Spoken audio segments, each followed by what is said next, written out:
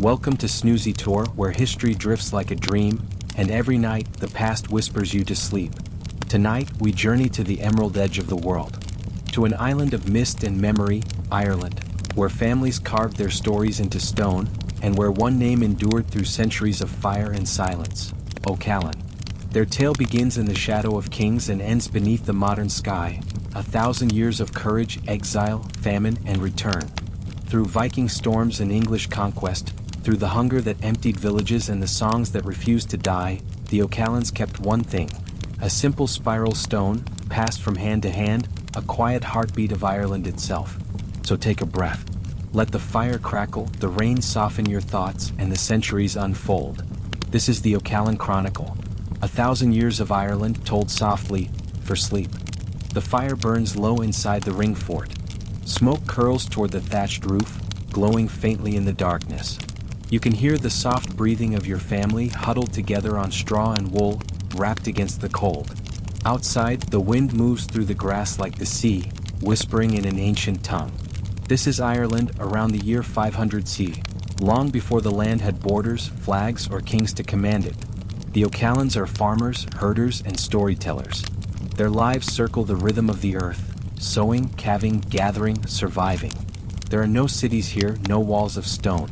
Only clusters of earthen forts rising from the mist, each holding a family, each a small world of its own. Can you picture it? The stars above unbroken by smoke or lantern light. The silence so deep that even your heartbeat feels loud. Before dawn, the youngest son, Aidan O'Callan, stirs from sleep. He's barely 13, but already his hands are rough with work. The hearth has gone dark during the night. He crouches to coax the embers back to life with dried rushes. Sparks leap and catch. The warmth feels like a small miracle. Outside, his father tends the cattle, the family's only wealth.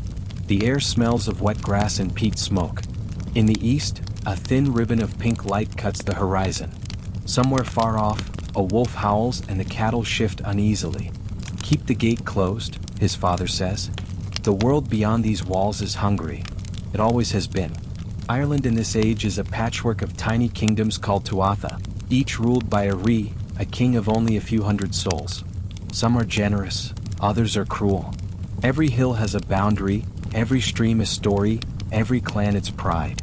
But peace never lasts long. Feuds break out over cattle, insults, or omens in the sky. Aidan's mother whispers tales of the Druids, the learned ones who remember the laws and the songs. They say the Druids can summon truth from stones, and curse those who break their oaths. The boy listens wide-eyed as her voice weaves through the shadows. Never anger a Druid, she warns, and never lie under an oath of the gods. Do you believe in omens? What sign would make you turn back if the gods tried to speak? By mid-morning, the settlement wakes. Children fetch water from the stream. Women grind oats on flat stones, the steady rhythm echoing through the ring fort. Men repair fences, sharpen blades, and speak quietly of raiders spotted on the coast. Ships from across the sea, though no one knows whose. Aidan wonders what lies beyond the hills, beyond the mist that never quite lifts. His grandfather says the sea is endless, that it leads to the world of spirits. But Aidan has seen gulls flying west and returning east again. If the gulls can find their way back, maybe so could he. When evening comes, the tribe gathers around the communal fire. A bard, draped in wool and bronze ornaments, begins to chant the story of Cuchulainn, the hero who fought whole armies alone. The flames dance on their faces as they listen. These stories are not just entertainment, they are memory. They tell who they are and where they belong. Someday, Aidan's grandfather says quietly, you will carry our tale. Every O'Callan must remember who we were before the kings. Before the kings, before crowns and foreign tongues, before warships and taxes, there was this: a family, a fire, a circle of earth, and the endless wind. As night thickens, Aidan lies awake watching the embers fade to red. He doesn't know that his descendants will one day see castles, plagues, and strangers who claim his island as their own. He only knows the rhythm of the fire and the hush of his mother's lullaby in the old language. You can almost hear it now, can't you? That soft hum older than history itself. The sound of survival. Sleep comes slowly to the boy and to you. The first chapter of the O'Callan story begins not with a battle or a king, but with the quiet promise of endurance. a promise whispered by the peat fire as the stars wheel above ancient Ireland. Mist rolls across the valley like breath from the earth itself. It is early spring, and the hills gleam with a softness only Ireland can wear. The boy from the first story, Aidan O'Callan, is now a grown man. His hair is streaked with gray, his eyes deep as bog water. The world around him is changing, slowly but unmistakably. Word has spread through the Tuatha. A great gathering has been called at Tara, the sacred hill where the High King will host the Feast of Kings. Every clan must send a representative. For the O'Callans, that honor falls to Aidan.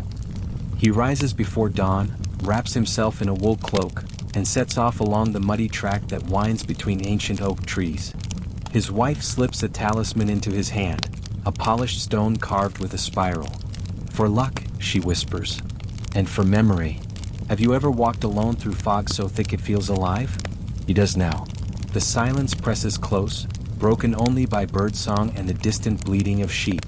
Every few miles he passes another traveler, a bard with a harp on his back, a monk with ink-stained fingers, a warrior with a bronze spear. All heading toward Tara, all drawn by the promise of unity. The Hill of Tara isn't just a place, it's an idea.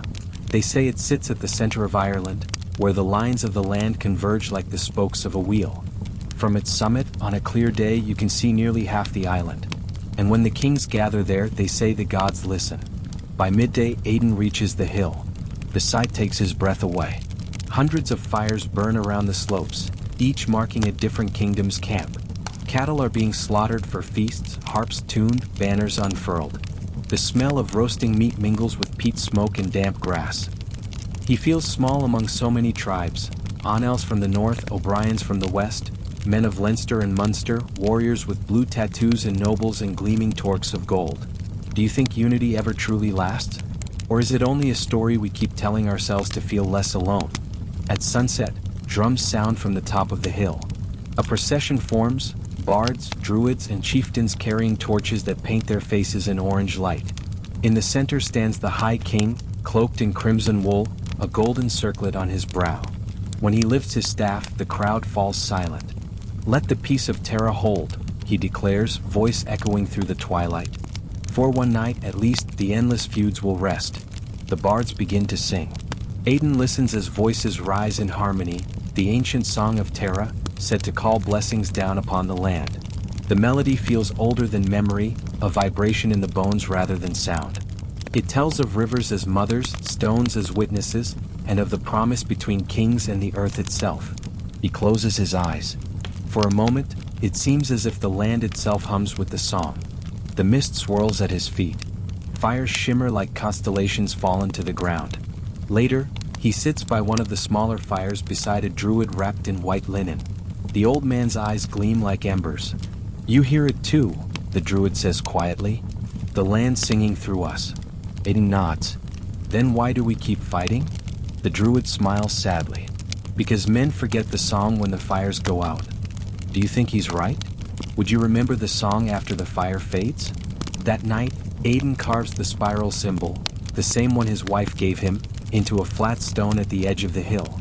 A mark of witness, of having been here when Ireland breathed as one. When he returns home days later, the ring fort feels smaller, quieter. Yet something inside him has changed. He's seen the illusion of unity, the brief heartbeat when kings stand together before falling back into rivalries. But he's also felt something deeper, the current that binds them all, invisible yet unbreakable. Years from now, his descendants will find that carved stone and wonder who made it. They'll trace the spiral with their fingers and feel, perhaps, a faint echo of the Song of Tara. As night settles over the hills once more, the firelight flickers across sleeping faces inside the O'Callan home. The song still drifts in the air, soft and low, like a promise whispered to the future. And you, lying in your own bed far away from that ancient night, can you hear it? The hum beneath the wind, the heartbeat of a land that never truly sleeps. The sea has always been both friend and stranger to the O'Callans. It feeds them fish, salt, driftwood, but it also whispers of other worlds. And now, in the 9th century, that whisper has turned into a warning. You stand with Maeve O'Callan, great-granddaughter of Aidan, on a headland overlooking the grey Atlantic. The wind whips her cloak against her legs. She watches gulls wheel above waves that glint like hammered iron. It is early morning and the horizon is shifting, something dark is moving there. At first she thinks it's a line of storm clouds. But then she sees the shapes of sails, long, narrow, triangular, catching the light. Ships, dozens of them. The north wind has brought visitors no one invited. Can you imagine the sound? The deep rhythm of oars cutting water, the hollow thud of waves against carved prows, the faint shout of men who do not speak your tongue. Maeve's husband, Kieran, rushes up the hill, breathless. They're not traitors, he says. The druids saw them last night in their visions. The sea burns red. Within hours, smoke smears the sky along the coast. Villages are burning. The strangers move swiftly, men in iron helms, cloaks of fur, axes glinting in the pale sun. The O'Callan ring fort, set farther inland, trembles with news from the survivors who stagger through the gates. The monasteries along the shore, Inishmurray, Bangor, Clonmacnoise, have been plundered. Relics gone, monks slain. Why here? Someone asks. The old druid answers softly, because gold shines brightest in the hands of the faithful. That night, Maeve sits beside the hearth, holding her son Owen, not yet 10 years old. She tells him stories of heroes who once drove out sea demons with words and song. But her voice trembles. Remember our fire, she whispers. Even when the north wind comes for it. Would you remember? If your home burned, what piece of it would you carry in your mind so you could build again? Weeks pass. The raids come and go like the tides. Some call the strangers Vikings, others simply say, the Northmen. They strike the coast, take cattle, gold, and people. Then they vanish back into the fog. But sometimes, they return not as raiders but as settlers. By the time Maeve grows old, a Viking market stands where the marsh once was. Her son Owen, now a young man, trades with them. Fish for iron tools, hides for amber beads. He even learns a few words of their language. They are not demons, he says to her. They are men like us. They bleed when cut. Maeve doesn't answer. She only looks at the horizon, where the gray of the sea meets the gray of the sky. One evening, when autumn paints the fields gold, she walks again to the headland. The air smells of salt and smoke from distant hearths. Behind her, the world is already changing. New houses with wooden walls, strange carvings, foreign songs drifting over the hills. She kneels and presses her palm to the earth. If they come to stay, she murmurs, let them learn the song of this land, not silence it. Perhaps that is how survival begins, not by swords but by remembering which song belongs to which wind. The chronicles say nothing of Maeve O'Callan.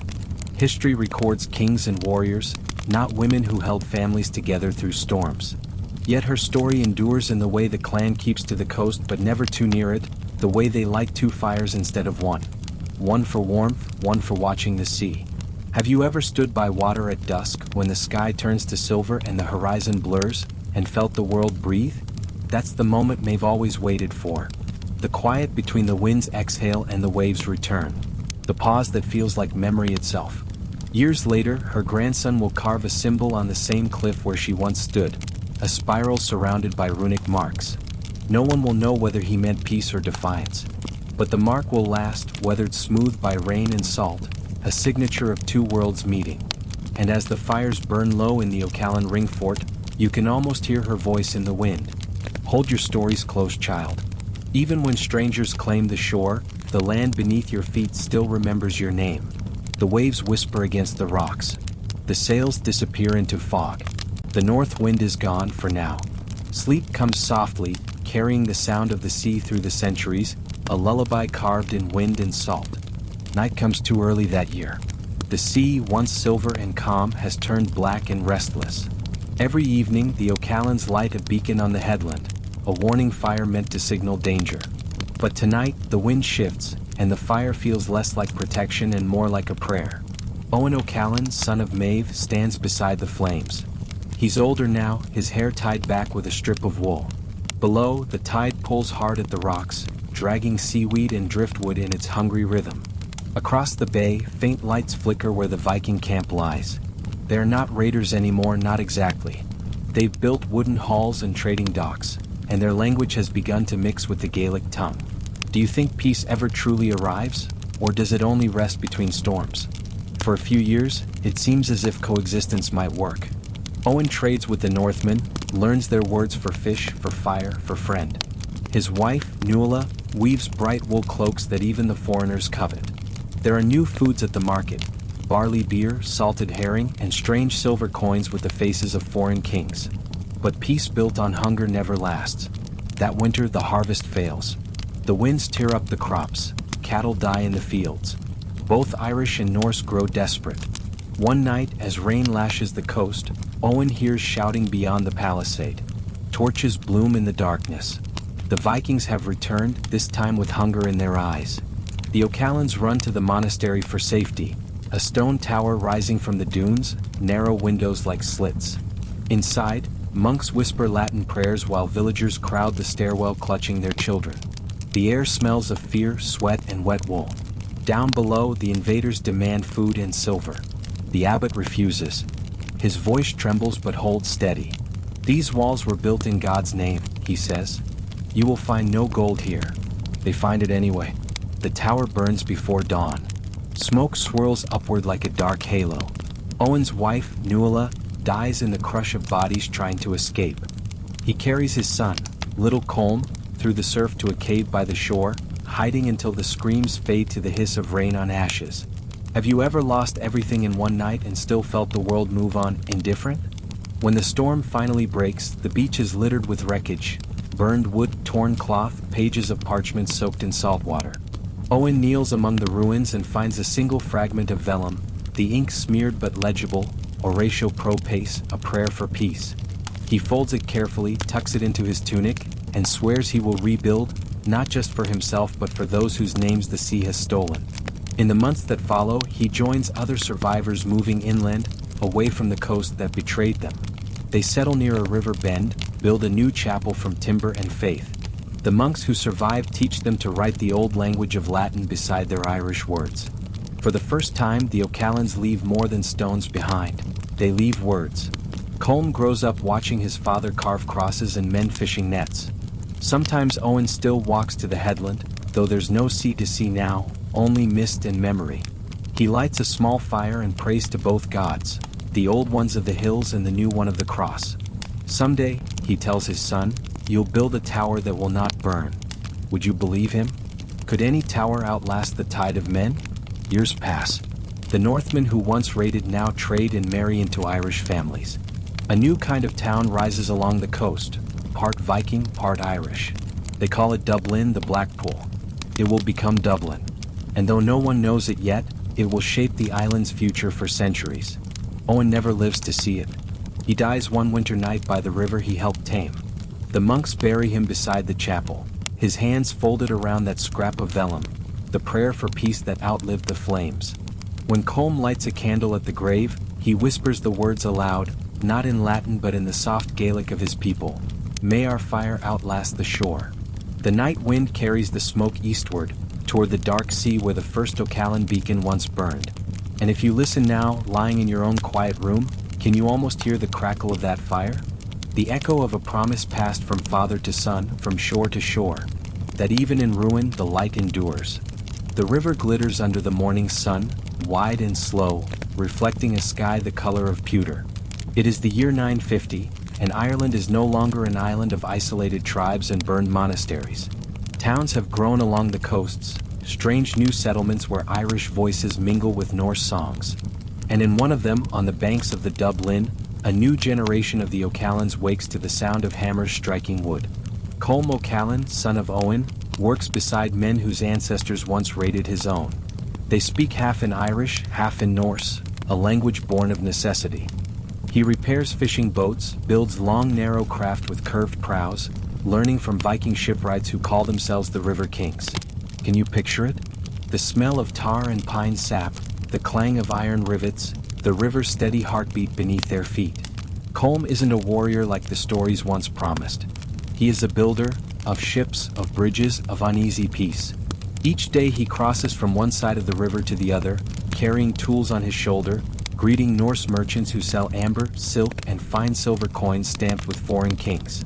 And every evening, when the tide turns, he looks west toward the hills where his father's chapel once stood. Smoke still rises there from the hearts of the old Gaelic families who refused to move to the coast. He belongs to both worlds now, and to neither. At the edge of the dock, A young Norse woman named Astrid watches him work. She has hair the color of straw and eyes as gray as the sea after rain. Her father was a sailor from Trondheim, her mother an Irish weaver. She speaks both tongues easily, and when she laughs, it sounds like something unburdened by the past. One evening, as gulls circle above the masts, Astrid asks, "Do you ever think of leaving this place?" Colm shakes his head. "Where would I go? The river runs to the sea and the sea runs everywhere. That's enough for me." Have you ever felt that kind of belonging, not to a flag or faith but simply to the flow of the world around you? That summer, word spreads of a great fleet gathering in the north. Some say it's another invasion, others say it's trade. The towns hold their breath. Colm joins Astrid at the marketplace where Irish bards sing beside Norse drummers. Children chase one another through stalls of dyed cloth, honey, and salted fish. The mix of languages sounds like the river itself, restless, alive, forever changing. Then one morning, sails appear upriver. But instead of fire and war cries, the ships bring envoys from other Norse settlements, Limerick, Waterford, Wexford, seeking alliance with the Irish High King. They kneel before his emissaries and offer tribute, silver, timber, and oaths of peace. For the first time in living memory, the river runs clear of blood. Colm feels something shift in the air that day, a stillness after generations of storms. He and Astrid marry before winter. The ceremony blends both traditions, Gaelic vows spoken under an ash tree, Norse runes carved on a stone and cast into the river. When the stone sinks, they say it joins the souls of their ancestors below. Above them, crows cry, and the cold sunlight glints on the water like shards of steel. Years pass. Their children grow up speaking two languages, knowing two sets of gods. On market days, Colm tells them stories of St. Patrick and of Odin, of Cuchulainn and Thor, as if they belong to the same family. He teaches them to build ships that can sail upriver or out to sea depending on the wind. And at night, Astrid hums old lullabies from her mother's village, melodies that sound strangely like Irish laments. Do you think peace built from two broken worlds can last? Or does history always find a way to test it? When Colm is an old man, he sits by the river one final evening. He can feel the pulse of the current through the wood of the pier. The town has grown around him. Stone houses, a wooden church, the ring of bells carried on the wind. He closes his eyes and remembers the prayer his father once whispered, "May our fire outlast the shore." The river answers in its own language, a soft lap against the boats, a hush of reeds swaying in the dusk. As the light fades, Astrid joins him, her hand resting on his. "Listen," she says. "Do you hear it?" He nods. "It's the song of the river." "No," she whispers, smiling. "It's the sea calling us home." And perhaps it is. That night, when the tide rises highest, their children find the old man's chair empty. Only his cloak remains, folded neatly beside the pier, and the carved spiral stone resting on top, the mark of the O'Callans. The river carries it away, out toward the vast Atlantic where history never sleeps, only drifts. If you lean close enough, you can still hear the rhythm of oars in the distance, the heartbeat of builders and dreamers who turned invasion into song. The river kings are gone, but their echoes glide forever through the dark water, whispering of a time when Ireland learned to breathe with the sea. Morning mist clings to the reeds of the river Shannon. A soft drizzle falls, turning the air silver. From the wet earth rises a wooden fort crowned with banners of green and gold, the stronghold of Brian Boru, the man who would one day call himself High King of Ireland. You are with Neil O'Callan, great-grandson of Colm, a black-haired, broad-shouldered man in his 30s. He grips a spear whose shaft is polished smooth by years of calloused hands. The world he inherits is a patchwork. Norse towns along the coasts, Irish kingdoms inland, each claiming loyalty and breaking it again. Yet something new stirs in the west, a leader fierce enough to bind the fragments together. Can you imagine the feeling? To live when the island itself seems to be breathing differently, as if preparing to wake from centuries of division? Neil was born in the river town his ancestors built with Norse craftsmen. He grew up hearing both the prayers of monks and the sea songs of traders. But when word reached the docks that Brian Boru was marching north, promising a single Ireland under one law, one faith, Neil felt a pull stronger than the tide. He joined the king's army, a mosaic of men from every province, rough and proud, their shields painted with spirals like those carved by his forefathers. Brian was not tall, yet his presence filled every campfire. He spoke in the clear, clipped Irish of the Munster kings, his voice carrying over rain and smoke. "The sea has given us wealth," he told them, "but it has also brought chains. If we are to stand, we must stand as one island, one heart. Do you believe one voice can change the course of a nation?" The campaign rolled eastward through forests still haunted by wolves. Neil learned to march to the rhythm of drums, to sleep under dripping oaks, to fight beside men who once would have raided his kin. He saw churches rebuilt on Viking foundations, and Norse converts baptized in rivers that had once carried their ships. For the first time in memory, the Irish banners did not turn against one another. They turned together toward Dublin, the last stronghold of Norse power. When the armies met at Clontarf, dawn bled red across the water. The roar of the sea mixed with the clash of iron. Neil's heart hammered like a smith's anvil as he charged into the smoke. Around him, warriors shouted both Irish war cries and Norse oaths. The air itself seemed torn between two worlds. The battle lasted from sunrise to sunset. By evening the sand was black with ash and blood. Neil fought beside men from every corner of the island, O'Briens, Onels, O'Callans, and for a moment unity became real. When the tide turned, the Norse lines broke. Their ships drifted from shore like wounded beasts. Victory came, but not without its price. As silence settled, news spread through the ranks. Brian Boru was dead, struck down by a fleeing warrior inside his tent. The High King had won Ireland only to lose his life. Neil stood amid the smoke and realized that history's greatest victories often arrive wrapped in sorrow. Have you ever seen triumph and tragedy walk hand in hand, so close you can't tell them apart? He returned to the Shannon months later, carrying a single relic, a piece of Brian's banner, torn and scorched. He laid it beside his family's hearth and said, "The king is gone, but the dream remains." His wife, Sorka, lit a candle for every man who hadn't come home. Outside, the river kept flowing east, indifferent, eternal. Years passed. Under Neil's care, the settlement thrived again. Trade resumed, churches rose, and children played where armies once marched. But each night, when the mist rolled in from the river, he felt the echo of drums in the distance. Not war drums anymore, just memory, steady and low, beating beneath the hum of rain. He would tell his son, "Remember this, Finn? We are O'Callans.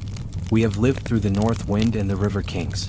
We fought for a king who dreamed of one Ireland. Carry that dream even when it feels like smoke." Would you carry it? Would you guard an idea you could never live long enough to see completed? As the candle gutters low, Neil closes his eyes. Outside, frogs croak in the reeds, the same rhythm as the army's drums long ago. The rain softens, the fire sighs, and Ireland drifts again towards sleep, united for a heartbeat, divided by mourning but always alive beneath the mist. And somewhere in the darkness, the river sings its old refrain. Lands may burn, kings may fall, but the story endures.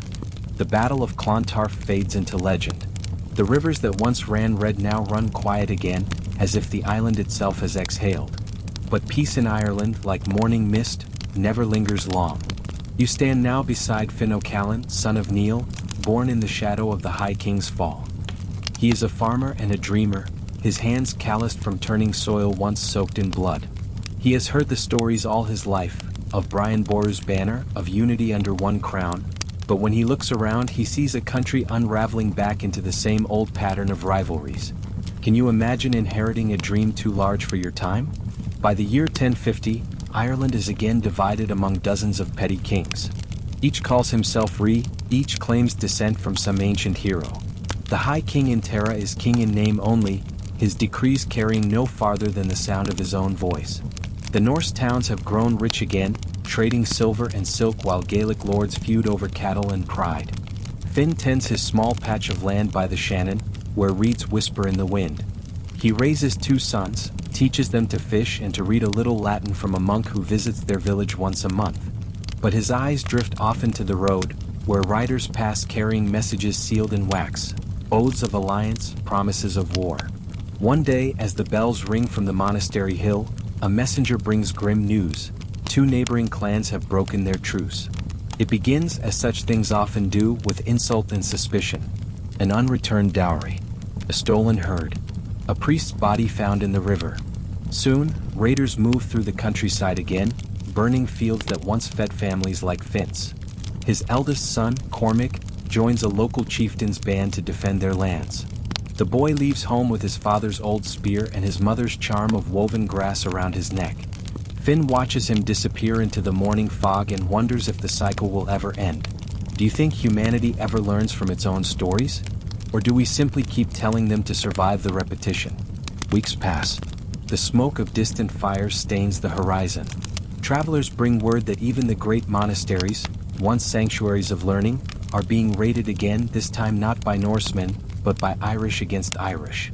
The very monks who once chronicled the invasions now write laments about their own countrymen. One parchment reads, "The land devours itself, and the sons of heroes have become wolves." When winter arrives, Cormac returns, thinner and quieter than before. He speaks little of what he saw, but his eyes hold the reflection of burning halls. The chieftains talk of honor, he says, but all I saw was hunger. Finn nods. He has no answer, only the weary knowledge that his father once said the same thing about kings. That spring, famine creeps through the valleys. The earth gives little, the rains come late. Neighbors trade seed for prayers, bread for forgiveness. The O'Callans survive on barley and the memory of better years. At night, Finn sits by the fire, his grandchildren gathered close, and tells them the story of Brian Boru, not as a warrior tale, but as a dream of what Ireland might yet be. "Remember," he says softly, "unity is not a crown. It's a promise we make to the soil. Would you believe in a promise like that even if the soil beneath your feet kept shaking?" In his final years, Finn visits the monastery again. The monk who once taught his sons to write now tends a garden behind the cloister walls. He tells Finn that new powers are rising beyond the sea. Normans, Franks, kings who build empires instead of alliances. Ireland, he warns, still fights over whose name should be sung, while the world beyond grows louder. Finn walks home beneath a red dusk, his heart heavy. He understands, though he will not live to see it, that his children's world will soon face new kinds of invaders. Ones who bring banners, not axes, laws, not raids.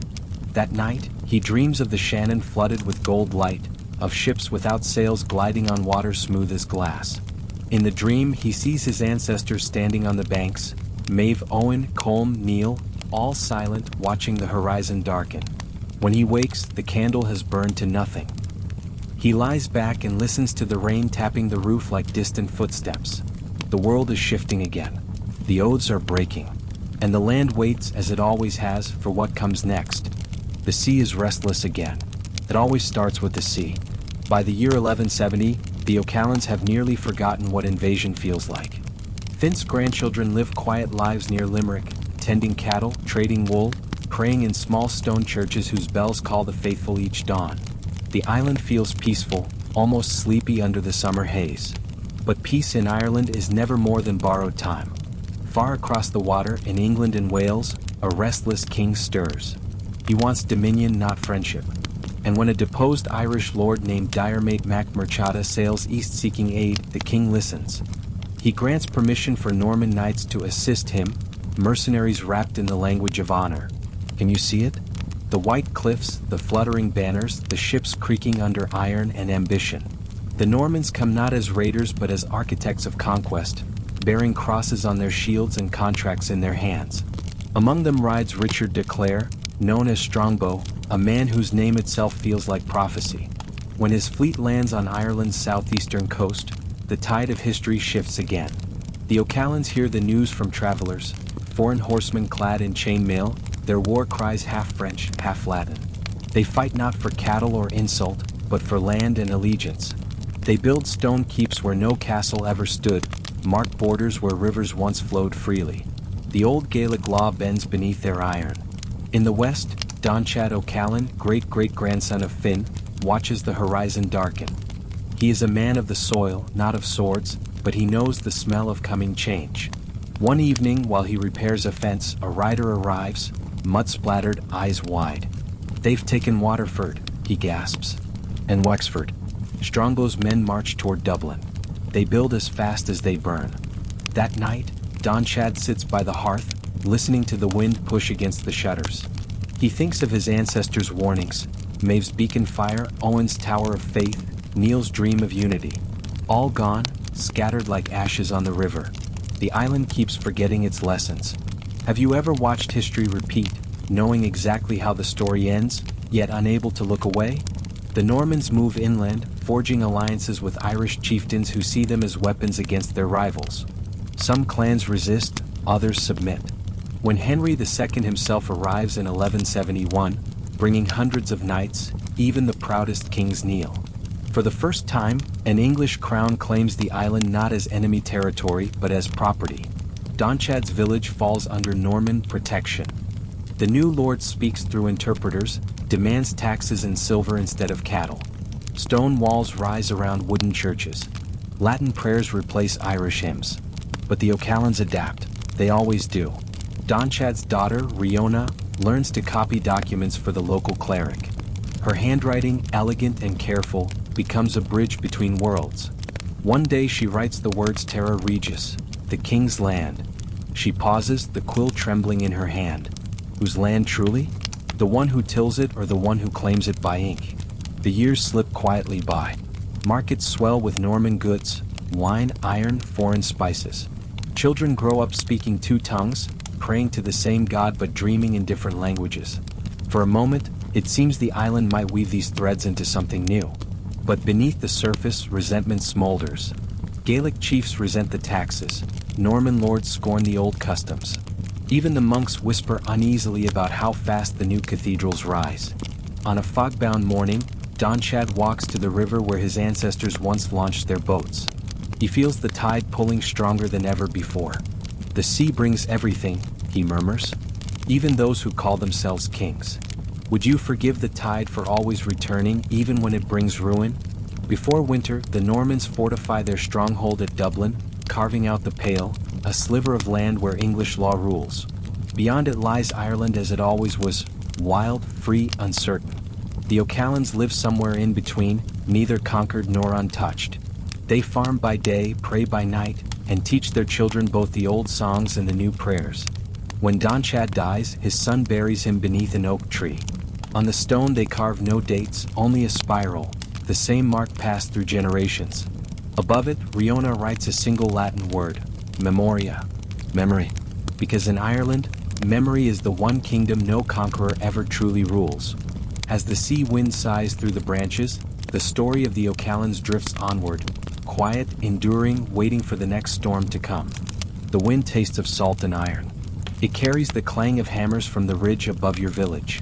Another castle is growing there, one more gray tooth biting into the Irish sky. By the year 1200, stone has become the new language of power.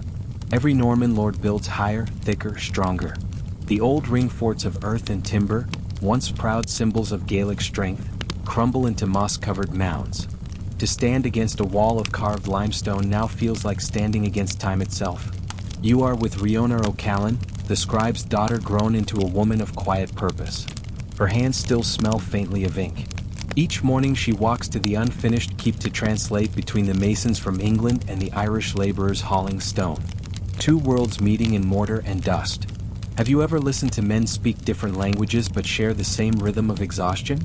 The grunts, the sighs, the laughter, those sound the same everywhere. At dusk she copies documents for the steward. Inventories, grain counts, tax rolls. She writes the names of families who once ruled the valleys but now rent their own fields. Her quill scratches across parchment like a whisper of surrender. Yet sometimes, when no one is watching, she slips a small spiral symbol beside the entries, the O'Callan mark. It is her way of saying we're still here. Down in the valley, her brother Aidan tends the family farm. He's a practical man, patient with the weather, suspicious of walls that pretend to outlast the wind. But when the Lord's men arrive demanding a share of the harvest for castle maintenance, Aidan bites back his anger.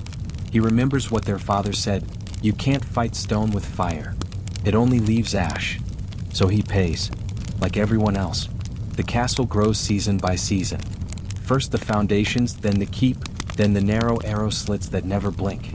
From the battlements, banners ripple, the Lion of England stitched in red. Below, Irish cottages crouch low against the wind, roofs patched with rushes, chimneys coughing peat smoke. Two worlds in one valley, divided by stone and silence. At night Riona writes by candlelight. Her Latin has grown elegant, her Irish verses almost musical. She copies psalms for the Norman chaplain but composes secret poems of her own, about rivers that remember their shape no matter how many bridges you build over them. Would you call that defiance or simply the act of surviving beautifully? In the years that follow, trade deepens. The Normans bring iron plows, heavy horses, and new seeds. Markets swell with goods from France and Flanders. Aidan begins selling wool to the merchants at Limerick. Coins replace barter, parchment replaces oaths. Even the language of prayer shifts.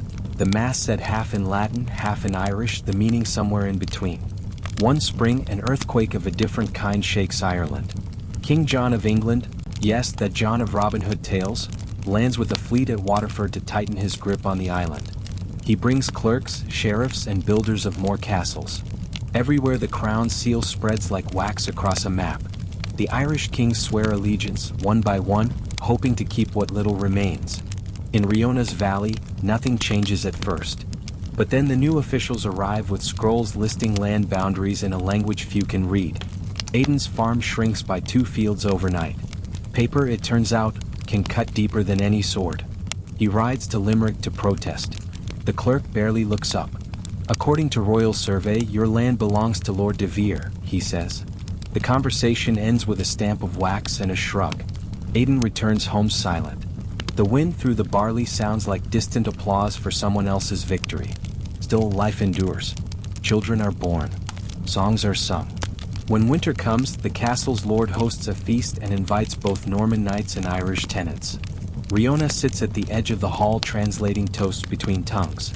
For one night the air is warm with laughter, the fire painting gold over stone. A minstrel sings of saints and sea voyages. Outside, snow begins to fall, soft and impartial. Do you ever wish peace could last as long as snow before it melts?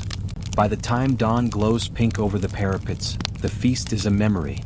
The Lord rides south to fight some distant war in France. His steward remains, counting barrels. Riona returns to her cottage. Aidan walks his fields, measuring what still belongs to him.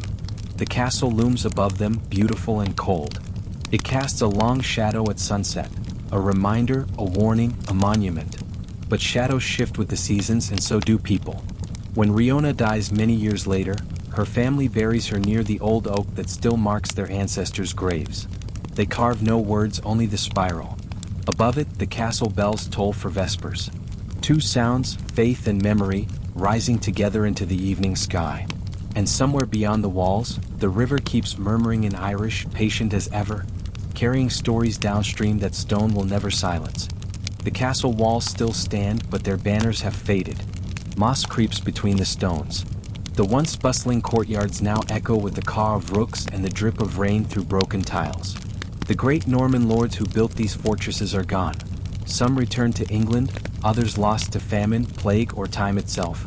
It's the year 1350 and the island breathes differently now. The Black Death has come and gone, leaving whole towns empty and silent.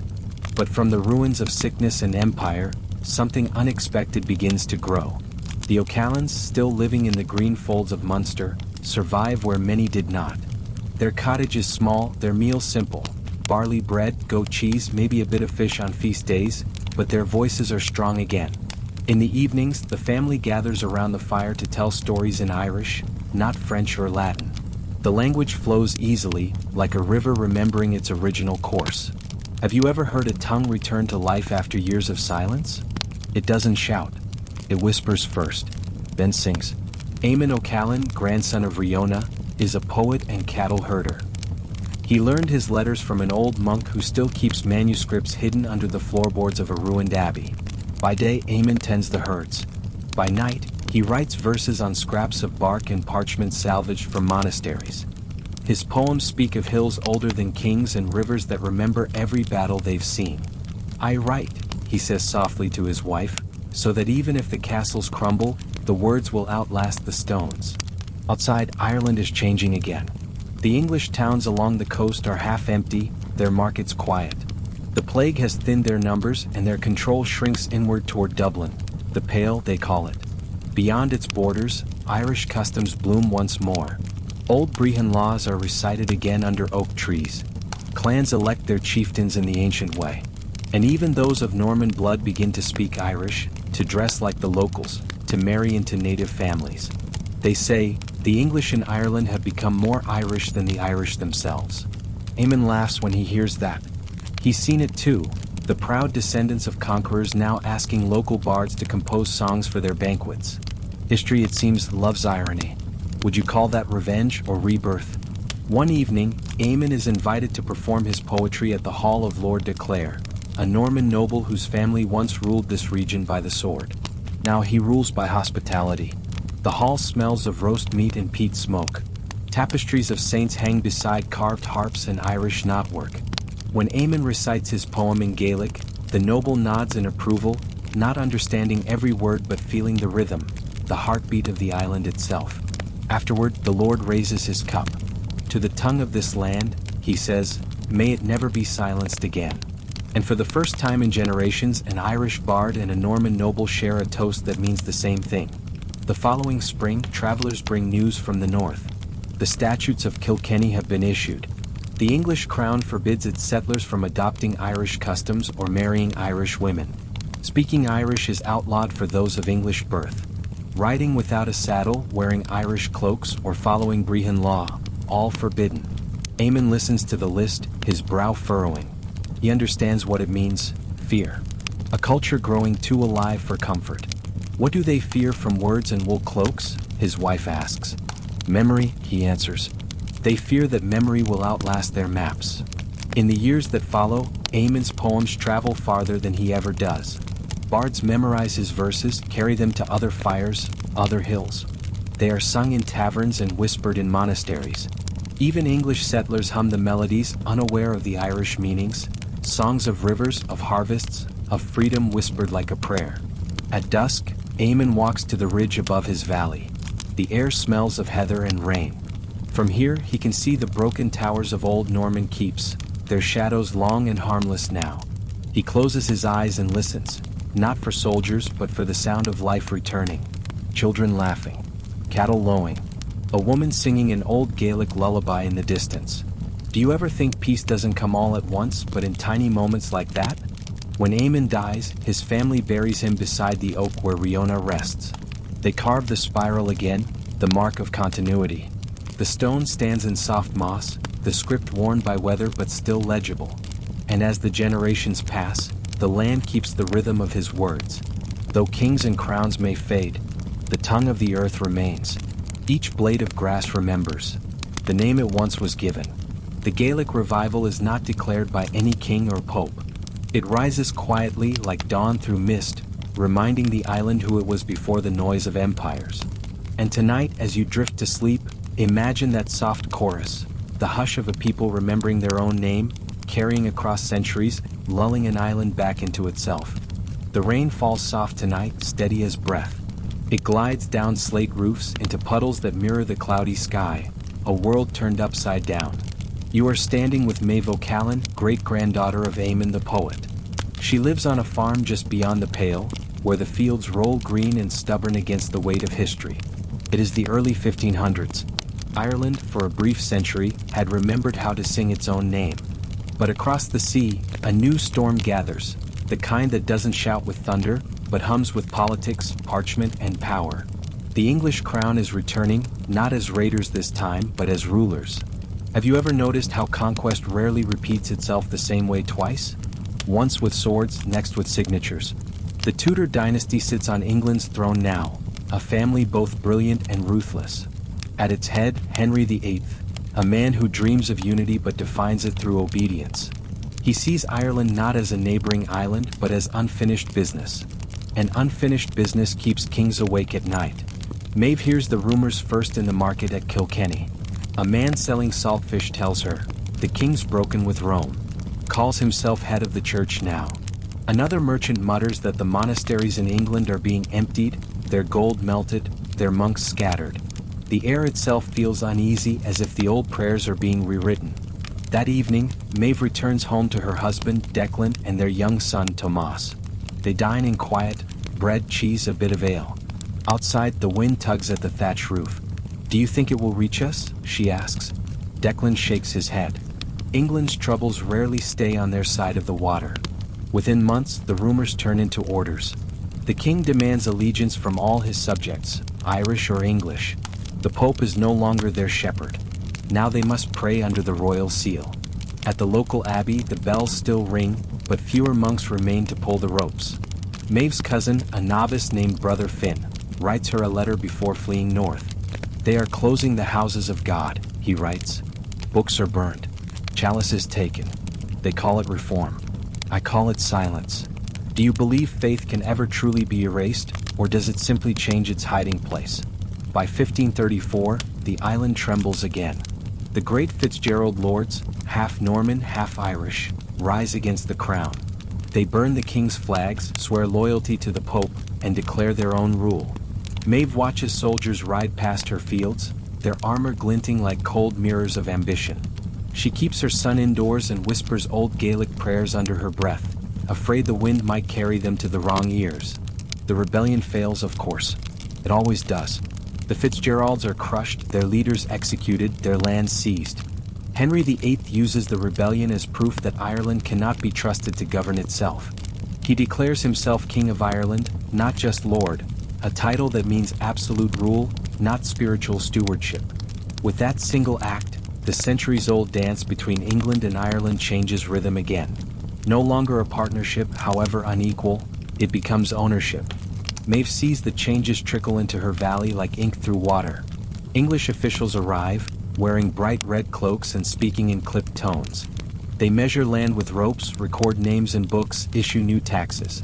Some Irish chieftains surrender and are re-granted their territories under English law, a clever trick the crown calls surrender and regrant. But those who refuse lose everything. One evening, a herald arrives at the O'Callan farm with a parchment sealed in wax. He reads aloud in English, though his accent bends the words awkwardly. His Majesty commands the surrender of all lands held under ancient tenure. In exchange, loyal subjects will receive English titles and protection under the crown. Maeve stands silently, her hands clenched in her apron. She knows what that means. The land that has fed her family for generations, the hills that hold her ancestors' graves, must now be granted back to her by a foreign hand. When the herald leaves, Declan burns the parchment in the hearth. Ash drifts upward like gray snow. We'll stay quiet, he says. Quiet people survive. But Maeve wonders, do quiet people endure, or do they simply disappear more slowly? Years pass. The old abbey becomes a granary. Latin hymns fade, replaced by English psalms. Some villagers convert to please the officials. Others pretend, attending Protestant services by day and secret Catholic masses by night. The children grow up learning both prayers, one for heaven, one for safety. One night, during a winter storm, Maeve dreams of her ancestors. Eamon with his quill, Riona with her spiral, kneel by the fire. They say nothing, only look at her with quiet expectation. When she wakes, she goes to the oak by the river and carves a small spiral into its trunk. It feels like defiance and memory all at once. That spring, English soldiers come through again, searching for papist gatherings. Maeve hides Brother Finn in her hayloft for 3 days before he slips away under the moonlight. When he leaves, he gives her a single page from one of the abbey's destroyed manuscripts, a fragment of an Irish psalm. She keeps it hidden beneath her floorboards, next to the spiral-marked stones from her ancestors' graves. Some nights, she unfolds the page and reads by candlelight. The ink is faded, the letters half gone, but one line remains clear. The land endures, though kings may fall. And for Maeve O'Callan, that is enough. The rain has softened now, and the smell of peat smoke drifts through the valley. You are with Thomas O'Callan, Maeve's son, no longer a child, but not yet hardened by life. The year is 1570, and Ireland feels like a candle burning at both ends. The land is still green, still beautiful, but something in its rhythm has changed. Even the birds seem quieter at dawn. Queen Elizabeth I sits on England's throne now. Where her father ruled by decree, she rules by patience and by fire. Her portraits show her as serene, golden-haired, nearly divine. But to the Irish, her face appears in the smoke of burned villages and confiscated fields. Tomas has never met an English soldier, but he knows the sound of their horses. The garrisons are spreading, small wooden forts at first, then stone keeps, rising on the old lands of Gaelic chiefs. The officials call it plantation. A harmless word, isn't it? But it means something else entirely here. planting foreign roots in native soil. Have you ever seen a word that sounds gentle, but carries the weight of conquest? Tomas's village lies just outside Munster, a region once ruled by the proud Fitzgerald lords. They rebelled not long ago and lost. The rebellion ended not in triumph but in famine, the deliberate kind. English troops burned crops, salted the fields, and slaughtered cattle to starve the Irish into submission. Even now, the scars of that policy remain: blackened fields, empty cottages, quiet graveyards where no bells ring.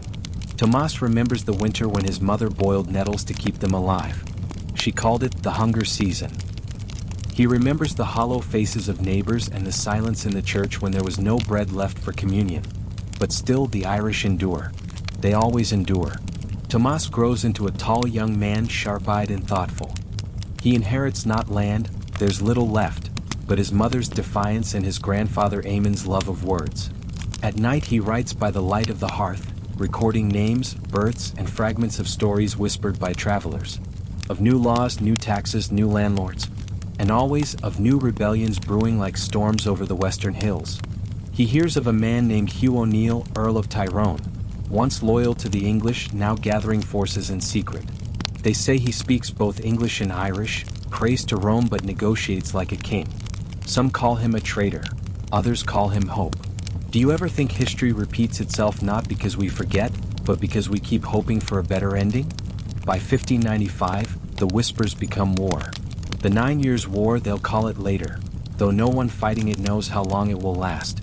O'Neill's army strikes from the north, fierce and disciplined. He wins battle after battle, routing English troops with precision unseen since the days of Brian Boru. Songs about him reach Tomas's village, sung in secret by travelers at night. A victory at the Yellow Ford, where the English army broke and fled into the river. The people begin to believe again. Maybe the old order can be restored. Maybe Ireland can be free. But rebellion is never just banners and horns. It's hunger again and smoke and fear. English forces retaliate with merciless logic. They burn fields, seize livestock, and hang any villager who harbors rebels. The sky above Munster darkens once more, filled with the cinders of hope. Tomas joins a band of messengers, carrying letters between rebel outposts. He never fights, but he runs, through forests, over rivers, beneath moonlight that glimmers on wet leaves. In his satchel he carries more than parchment. He carries belief. Belief that one message, one plan, one alliance might tip the scales. In 1601, word spreads that Spanish ships have landed at Kinsale.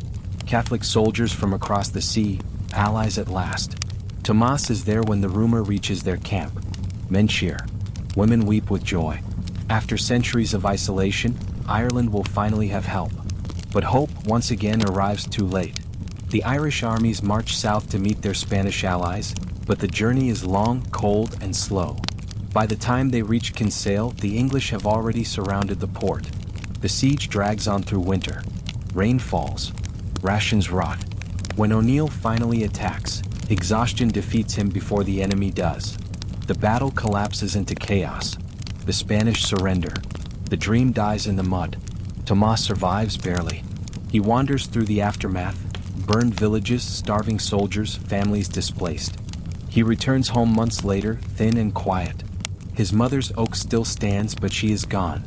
Only the spiral remains on the trunk, half covered in moss. He kneels and traces it with his fingers. The pattern feels eternal, no beginning, no end. He thinks of the generations before him. Eamon the poet, Riona the scribe, Maeve the survivor. Each left a mark. Each refused to vanish. Would you call that victory even if the war was lost? Tomas settles by the Shannon, where the reeds whisper to the wind. He marries, plants barley, teaches his children old songs when no one is listening. England's grip tightens, but he has learned something from the past. The most dangerous rebellion is to remember who you are. And so, as the century turns and the fires of war fade to embers, he whispers the family's creed to his youngest daughter before she sleeps. The land endures. The name endures. We endure. Outside, the rain begins again, steady, familiar, almost soothing. The seeds of fire are buried now, but one day they will burn again.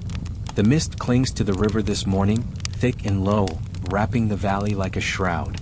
Boats drift silently downstream, their sails half raised, vanishing into the gray. It feels as though the island itself is holding its breath. You are with Sorcha O'Callan, Tomas's youngest daughter, a woman of quiet strength and sharp memory. It is the year 1607, and Ireland stands on the edge of disappearance. The old Gaelic world, its lords, its laws, its poets, is slipping away not in battle but in exile. For generations, the O'Callans have survived by keeping their roots deep in the soil. They've seen kings rise and fall, castles crumble, empires arrive with promises and leave with ashes. But this feels different. This feels final. The rebellion is over. The mighty Hugh O'Neill, Earl of Tyrone, once the hope of Ireland, has surrendered. He was allowed to keep his lands, his title, his dignity, for a while. But English officials shadow his every move, questioning, restricting, reminding him that his authority exists only by royal permission. And permission, as Sorcha has learned, can be revoked as easily as breath. By autumn, whispers ripple through the countryside. O'Neill and his ally Rory O'Donnell of Tyrconnell are leaving, not to fight, to flee. They'll sail for Spain or Rome, seeking aid that may never come. Their departure is both escape and farewell. Can you imagine what it feels like to watch an entire world pack its bags? Sorcha travels north with her husband Aidan, a merchant's son, carrying sacks of barley to trade at Derry. The roads are crowded with soldiers, monks, and farmers. Some walk in silence, others weep openly. When they reach the shore, they see the ships waiting in the mist, dark silhouettes against the gray water. Men in fine cloaks board the vessels, their families trailing behind, carrying chests of books, relics, and memories. The wind smells of salt and sorrow. Aidan whispers, "They call it the flight of the Earls." Sorcha nods. She knows the word flight can mean escape, but also something lighter, like wings. And yet, no one watching that morning feels uplifted. From the deck of one ship, a priest raises his hand in blessing. Another begins to sing an old hymn in Irish, the sound thin but unbroken against the wind. Sorcha joins quietly, her voice trembling as the refrain rises over the harbor. When the sails catch the breeze, the ships drift away, slow, graceful, vanishing into the horizon like ghosts. That night the fires burn low. People speak of omens, of crows flying west, of wells running dry. An old bard in the crowd murmurs, "The lords have gone, and with them, the luck of Ireland." No one argues. Would you believe a land can feel grief, not just its people but the earth itself? The next morning, Sorcha and Aidan return south. Everywhere they pass, English banners hang heavier, fresher. The crown wastes no time. Within months, the lands of the Earls are confiscated, not just their castles but their forests, their lakes, their mountains. The government calls it the Plantation of Ulster, another reform, another polite word for displacement. Thousands of settlers from Scotland and England arrive, carrying muskets and plows. They take the fertile valleys, while native Irish families like the O'Callans are pushed to the hills and bogs. At home, Sorcha watches her neighbors leave, some to Spain, others to Connaught, where the soil is thin and unforgiving. She teaches her children to pray in both tongues, English for safety, Irish for the soul. At night, she sings them an old lullaby her father once whispered. The land endures. The name endures. We endure. But even as she says it, she feels the weight of doubt pressing against her ribs. Can endurance alone hold back the tide? Years pass. The new settlers build towns with sharp corners and straighter roads. Churches rise with English sermons. The Gaelic poets fade like stars at dawn. One by one, the old families vanish from the records. The O'Callans survive by changing their names slightly. Callan, sometimes Calland. A small adjustment, but enough to slip through the cracks of authority. Do you think that's betrayal or cleverness? When Sorcha is old, she visits the river again. The oak still stands, though its branches twist like questions toward the sky. She kneels beside the roots and carves the spiral once more, the same mark her ancestors have carved for centuries. Her hands tremble, but the motion is sure. "This is all they can't take," she whispers. As the tide rises, she watches her reflection blur in the water. Somewhere far beyond the sea, the exiled Earls are growing old too, their hearts heavy with homesickness. They write letters that never reach Ireland, their ink fading before their words can cross the channel. And still the island waits, silent, scarred, but breathing. The flight of the Earls is not just the end of a dynasty, it is the end of an age. An age of clans, of laws older than paper, of music played for ancestors rather than kings. Yet beneath that ending, the soil still hums with memory. The land does not forget. Tonight, as you close your eyes, imagine the ships disappearing into mist, and the faint sound of Irish songs still carrying across the water. Not loud, not defiant, just enduring. The dawn smells of smoke and new timber. The hills are quiet, but the silence feels wrong, like a held breath before a storm. You are with Aidan and Sorcha O'Callan's son, Kieran, now a man grown, standing at the edge of his field. Below him, the valley that once belonged to his grandfather is crawling with strangers. Wooden houses rise where pastures used to lie. Straight roads slice through the old curving lanes. The newcomers work quickly, measured, methodical, efficient. They've come from Scotland and England, bringing wives, oxen, and seeds. The crown calls them planters. They call themselves settlers. And the land beneath their feet calls them neither. The year is 1610, and the plantation of Ulster has begun. To the English court, it's a brilliant idea. Take the confiscated estates of the departed Gaelic lords and fill them with loyal Protestant families. To the Irish who still live there, it feels like an erasure written in neat handwriting. Kieran was born in Munster, but the wars and taxes drove him north, hoping to find work. Now he labors for an English land agent who pays in coin instead of barter. Each week, Kieran helps fell trees for the new settlers' homes, his axe biting into wood that his ancestors once called sacred. He tells himself it's just work, just survival. But every swing feels like betrayal echoing in the grain. Have you ever done what you had to, knowing it broke something in you to do it? The plantation towns grow fast. Coleraine, Londonderry, Enniskillen. Markets fill with English goods, iron pots, woolen coats, even books printed in black-letter script. The settlers build stone churches, their bells ringing louder than the old ones. Gaelic becomes the language of the poor. Irish Catholics are forbidden from carrying weapons, holding office, or owning the best land. The lines between two worlds harden like frost on the fields. Kieran's wife, Ailís, teaches their children to speak both tongues, Irish at home, English in the market. She hides a small wooden rosary under the hearthstone. It's smooth from generations of hands, passed down from Sorcha herself. When soldiers come to inspect their house for papist items, she smiles and offers them bread, while her heart beats like a drum. One evening, as the family eats in silence, the youngest child asks, "Day, who owns the land we live on?" Kieran stares into the fire for a long time before answering. "The ones who write their names on paper," he says. But the land doesn't read. That winter is harsh. The settlers struggle too. Many of them poor farmers from the lowlands and used to Irish rain and rocky soil. But where the English bring law, the Irish bring memory. Kieran still meets other Catholic families in the hills at night for secret mass. A traveling priest arrives in silence, his vestments hidden beneath a cloak. They light one candle, no more, and whisper the Latin words forbidden by the crown.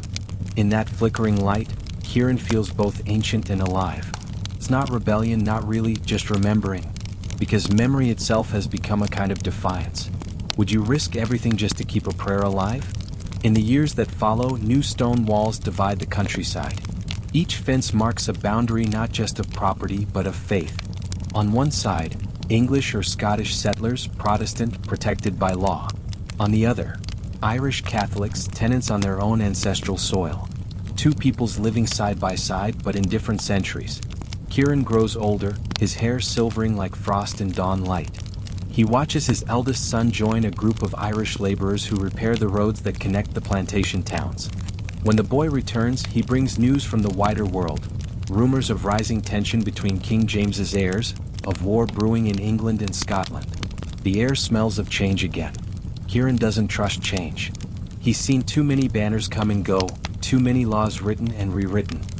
He tends his field, sharpens his scythe, and keeps the spiral stone from his grandmother beneath his pillow. When he dies, Ailís buries him near the oak her mother once planted. She carves the spiral again, though the neighbors warn her not to. Too Gaelic, they whisper, too old. But she does it anyway. The mark is faint, half swallowed by moss, but she knows it's there. The land knows too. As the years pass, the plantations expand. The O'Callans are pushed farther inland, their name bending again. Sometimes Callan, sometimes not written at all. But their story continues, whispered in lullabies and murmured in prayers.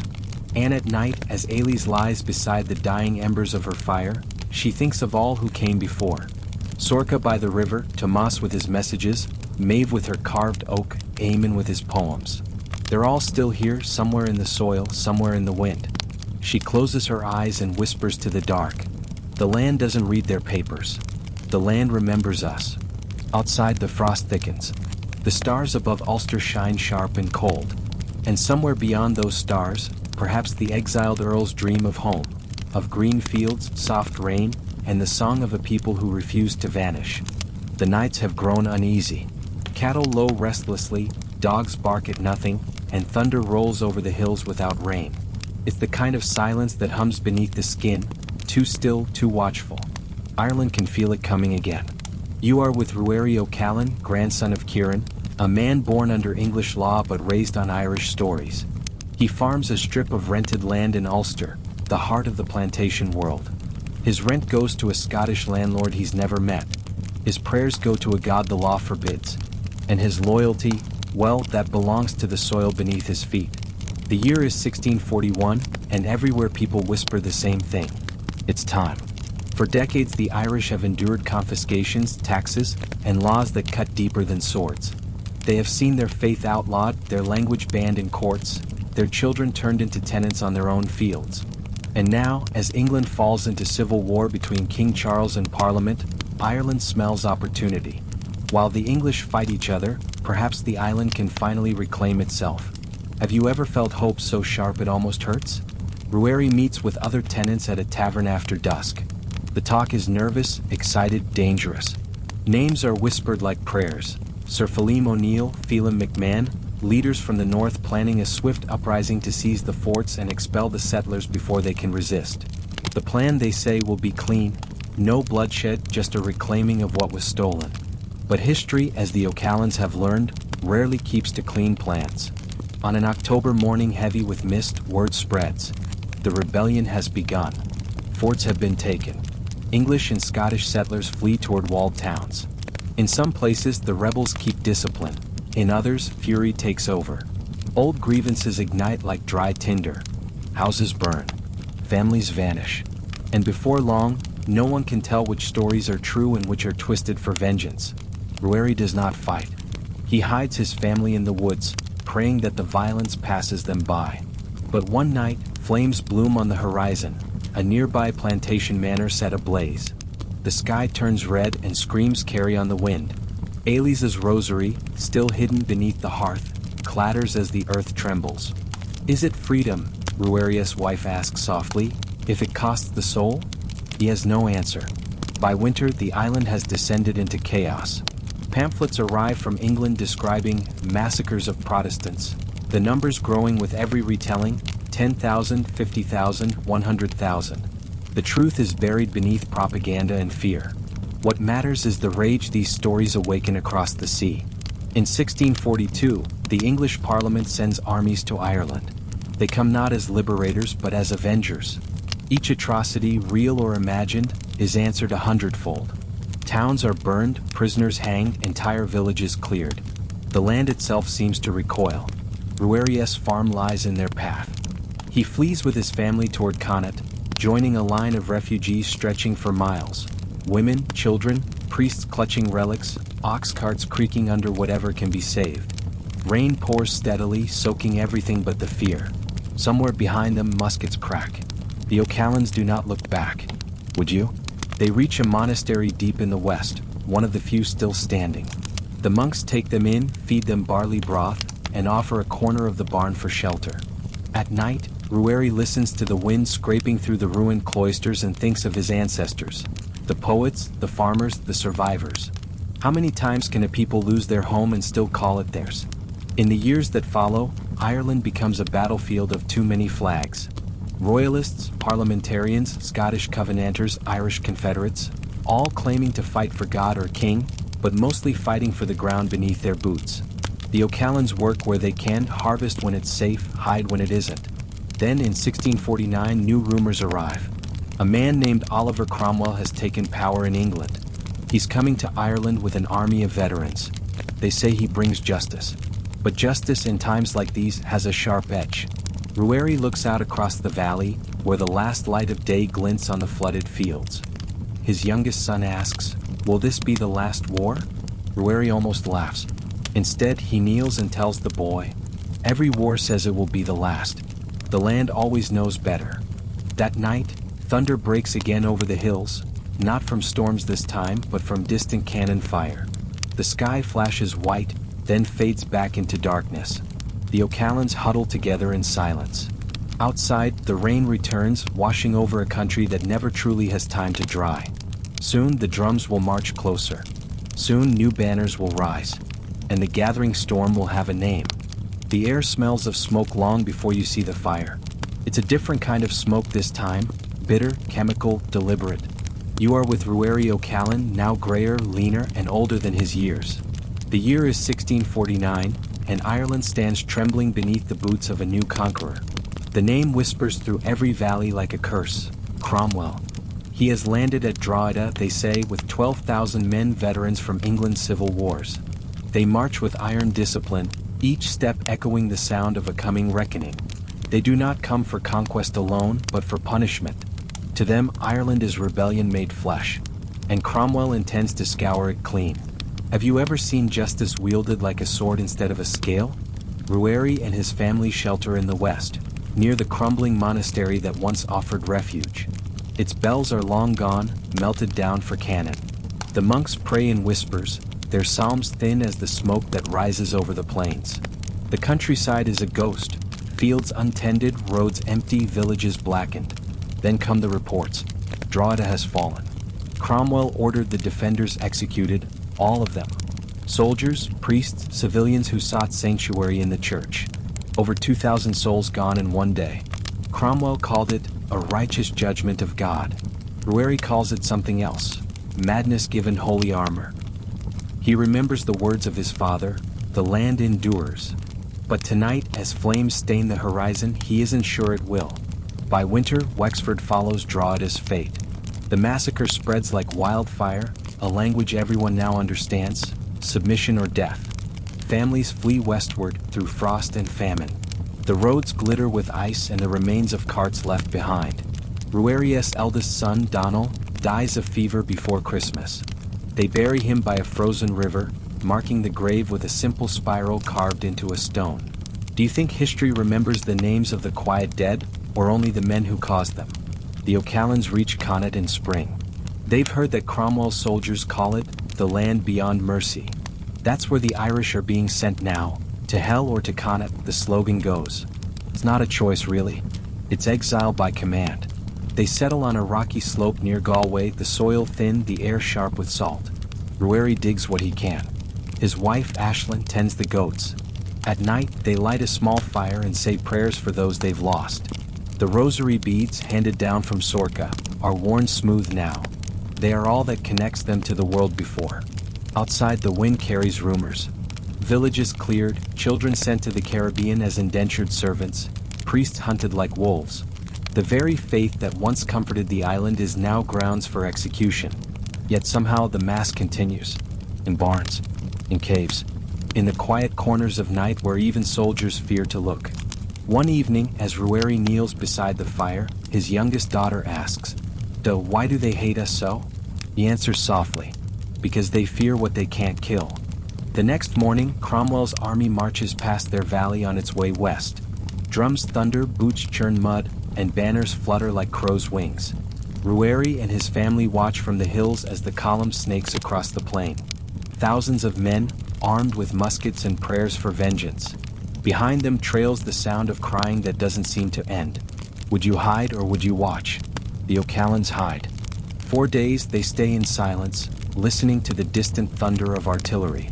When they emerge, the valley below is empty, fields trampled, fences shattered, a chapel reduced to dust. A single Bible lies open in the ruins, its pages soaked in rain. Aisling picks it up, wraps it in cloth, and carries it home. Not for faith, she says, but for memory. By 1652, the war is over. Cromwell has left, his work complete. Ireland lies gutted. Half its people are dead, from sword, famine, or plague. The rest are broken into silence. Catholics now own barely a fifth of the land, and most of that is worthless bog. But even here, even now, the O'Callans endure. Ruari's remaining sons learn to read from the salvaged Bible. They trace letters in the dirt by candlelight, whispering both the English words and their Irish meanings. One night, Aisling catches them translating a psalm back into Gaelic. She smiles, though tears glint in her eyes. "Let them take the land," she says. "They'll never understand the language of its soul." When Ruari dies, his children bury him beneath a flat stone on the western cliffs. The sea roars below, endless and untamed. They carve the spiral once more. This time they add a second mark beside it, a small circle, open on one side. It means the door remains. Because even after Cromwell's shadow, Ireland is not finished. Only sleeping. As the waves crash against the rocks, the night wind carries a whisper across the cliffs. The land endures. And for one long breath, the island seems to sigh back. Yes, still. The war has ended, but peace hasn't come. The fields lie fallow, scarred with shallow graves and scorched earth. Even the birds seem cautious, singing low from the hedges as though afraid to be heard. You are with Ewan O'Callan, the eldest surviving son of Ruari and Aisling. He stands on the western cliffs where his father is buried, looking out across the endless gray Atlantic. The wind stings his eyes, but he doesn't blink. The sea used to mean hope, trade, escape, prayer. Now it feels like a wall. Beyond it lie the colonies, the plantations, the prisons, the places where Ireland's unwanted are sent to vanish. The year is 1655, and the island is unrecognizable. Cromwell's campaign is over, but his settlement endures. The land is carved up like a map drawn by men who've never walked it. English and Scottish landlords now own the rich soil of the east and north. The Irish are pushed west into Connaught. The poorest soil, the roughest weather, the shortest harvests. Ewan works for one of these new landlords, tilling the same earth his ancestors once owned. Each sunrise he walks past the old stone boundary, now marked with foreign names. He keeps his head low, his voice measured, his prayers silent. Outwardly he's obedient. Inwardly he's something else entirely. Have you ever learned to survive by pretending to forget? The laws are clear. Catholics may not own land. They may not bear arms. They may not teach.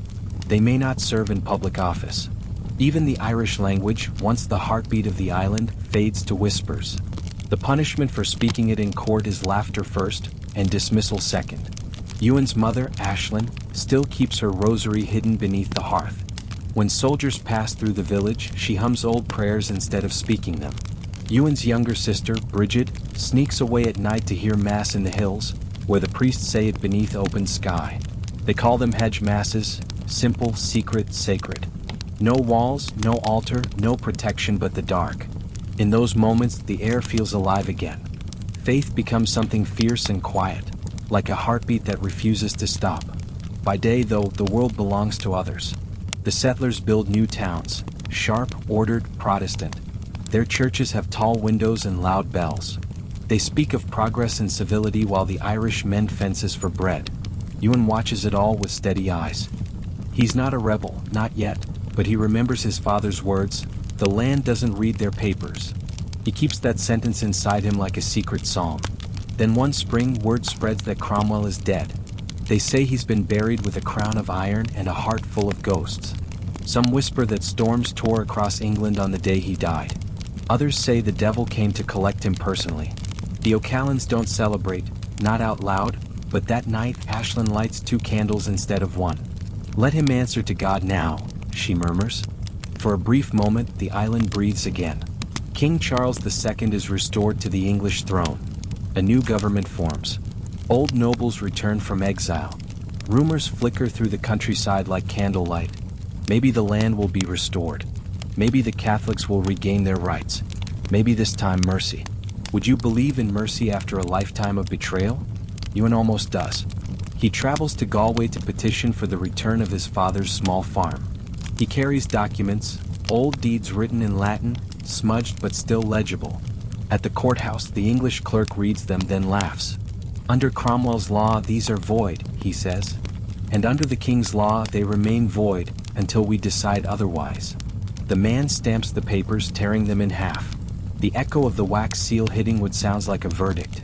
Ewan walks home that night beneath a bruised sky. He doesn't speak. He doesn't curse. He just feels the weight of centuries pressing down. Somewhere deep inside, a seed of anger begins to take root, small, dark, patient. Back in the village, Bridget continues her hedge masses. Ashlyn's hands tremble more now, her hair turned white.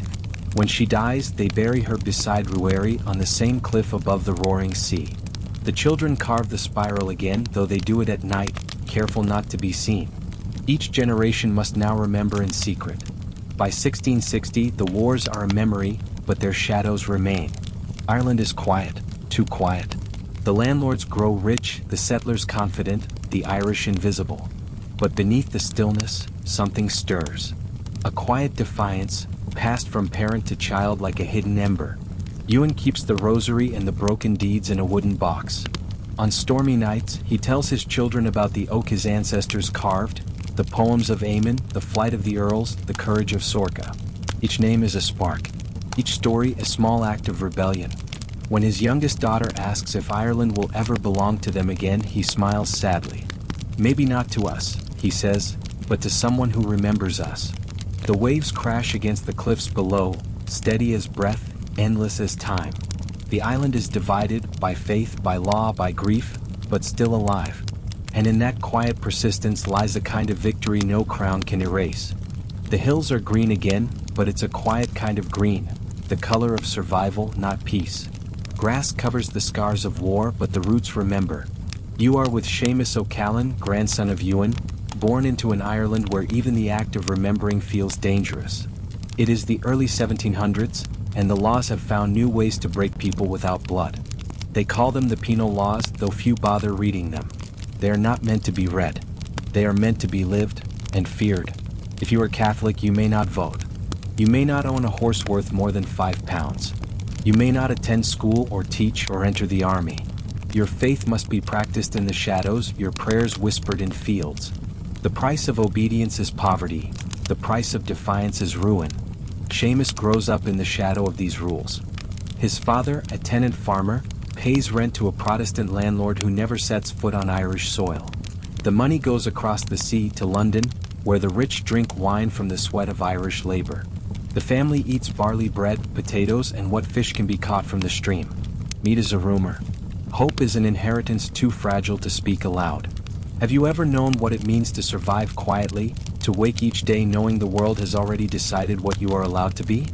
On Sundays, Seamus and his family rise before dawn and walk miles through the bogs to a mass rock hidden among the hills. It is nothing more than a flat stone marked with a faint cross, but to them it's the holiest altar in the world. A priest, disguised as a shepherd, performs the ceremony in a whisper. Crows circle overhead. The congregation kneels in the grass, heads bowed, hearts defiant. Sometimes soldiers ride by. Then everyone scatters into the mist, vanishing into the reeds until the danger passes. When they return, the priest simply picks up where he left off, as if heaven itself had waited politely for them. Seamus watches it all in silence, memorizing the words, the gestures, the faces. He knows that one day when the priest is gone, someone must remember. Someone must keep the rhythm of prayer alive. At home, the O'Callans farm what little land they can rent. They are forbidden from buying property, so when Seamus's father dies, the fields pass not to him but to the landlord's Protestant agent. The agent offers Seamus work as a laborer on the land that once belonged to his family. He accepts, because refusal is another kind of death. Each morning he digs, plows, plants. Each evening he writes in secret, carving words into small wooden tablets with a piece of charcoal. He writes the names of his ancestors, Eamon, Riona, Sorka, Ruari, as if by naming them he can keep them from disappearing. Would you risk punishment just to write your own name? In the evenings, Seamus meets others like him. They gather in barns to hear stories, not sermons, tales of the old kings, of saints and poets, of the oak that once stood by the Shannon carved with a spiral of memory. The English call these meetings superstition. The Irish call them breath. The world outside moves on. England fights wars across Europe. New cities rise, empires expand. But in Ireland, time feels slower, stretched thin by hunger and endurance. Every few years, another famine visits, like a cold wind that forgets how to leave. The people shrink but do not vanish. In 1728, Seamus marries Brid, a woman with eyes the color of peat water and a voice that can quiet any room. They raise 3 children in a cottage of mud and thatch, its walls patched with old cloth. When their eldest son is caught attending a hedge school, an illegal open-air classroom where Catholic children learn reading and arithmetic, the landlord fines them half a year's rent. They pay it, though it means going hungry. Education, they believe, is a kind of prayer too. Sometimes at night, Brit sings an old song her grandmother taught her. Though kings may crown and kingdoms fall, the land remembers all in all. Seamus listens with his eyes closed, imagining each note floating up to heaven, unbroken by law or sword. Do you think faith becomes stronger when it has to hide? Years pass. The penal laws tighten, then loosen, then tighten again, like a hand that cannot decide whether to strangle or forgive. Seamus grows gray, his hands rough from labor but steady when he writes. He teaches his children to read using scraps of English newspapers and fragments of old prayers. One night, he catches his youngest daughter carving the family spiral into the handle of her wooden spoon. He laughs softly. "Good," he says. "Never stop carving." When Seamus dies, they bury him at the edge of a bog, under a stone with no inscription. To mark it would invite questions. But under the stone, hidden by moss, Brit etches the spiral anyway. Because to be Irish in these years is to live between silence and memory, to be seen by no one, yet remembered by everyone who still dares to whisper. As dusk falls over the hills, the mist drifts low, curling around the mass rock like incense. Somewhere, a bell rings from a hidden chapel. The people kneel again, faces lifted to a sky that has forgotten their names, but not their prayers. And though the laws will last for another 100 years, the soul of Ireland hums quietly beneath them, steady as breath, waiting for the dawn. The wind carries the scent of rain and something else, decay, faint but growing. It creeps in slowly, like a rumor too terrible to believe. At first, no one calls it famine. They call it blight. You are with Aoife O'Callan, great-granddaughter of Seamus. She lives in the same western valley her family never truly left. A patch of poor land, its soil dark and peaty, its heart still beating with memory. It is 1845 and the potatoes, once green and proud, have turned black. Their leaves curl inward like burned paper. Their roots dissolve into a stinking pulp. Aoife's husband, Padraig, kneels in the field, his hands deep in the earth. He lifts a rotting tuber to the light. The smell makes him gag. He wipes his hand on his trousers, then on the grass, then on nothing. There's no washing it away. "This year will be hard," he says quietly. Aoife nods, but she already knows. Everyone does. At first they try to hope. The oats and barley survive, though most of it is sold to pay rent. The British officials insist that Ireland has enough food, on paper perhaps. But the ships still leave the ports, carrying grain and livestock east to England, while the people who grew it starve in their own fields. Have you ever watched plenty pass you by while hunger gnaws at your door? By winter the first deaths come. An old woman down the road. A boy found asleep by the river, too weak to wake. The priests say prayers, but even the holy water freezes in the cups. The famine has no need for swords or soldiers. It kills quietly with cold breath and empty plates. Aoife's children grow pale, their eyes too large for their faces. They eat grass, nettles, and whatever fish Padraig can catch from the flooded bogs. Once, he snared a crow and roasted it over a handful of twigs. The smell filled the cottage. Not good, not bad, just something. They ate it in silence, ashamed of how thankful they felt. The British government sends relief, but it is measured and cruel. Workhouses rise like prisons. Families are torn apart at the door, men to one side, women and children to the other. Those who enter rarely leave alive. Aoife refuses to go. She would rather starve free than live caged. In the spring of 1847, the blight returns worse than before. The fields smell like graves. The government shuts down the soup kitchens, claiming charity breeds laziness. The newspapers call it the year of the slaughter. Aoife watches her youngest child die in her arms. There are no tears left in her, only a silence so deep it feels like prayer. They bury him on the hillside without a coffin. Padraig carves the spiral into a flat stone and lays it at the grave. No name. No words. Just the pattern that has survived every empire. Do you think the earth grows tired of holding so many unspoken names? By summer, half the village is gone. Some die. Most leave. Ships sail from Galway and Cork, packed with emigrants bound for America and Canada. They call them coffin ships. For every 10 who board, for will never see land again. But still they go, driven by the same hope that once carried the exiled earls into the mist centuries ago. This time, though, it isn't nobility that flees. It's everyone. Aoife's eldest son, Cormac, sells their last goat to pay passage for himself and his sister. Go, Aoife tells them. Take our name somewhere it can breathe. She presses the spiral-marked stone into Cormac's hand. When you see land again, she says, bury this in the new soil.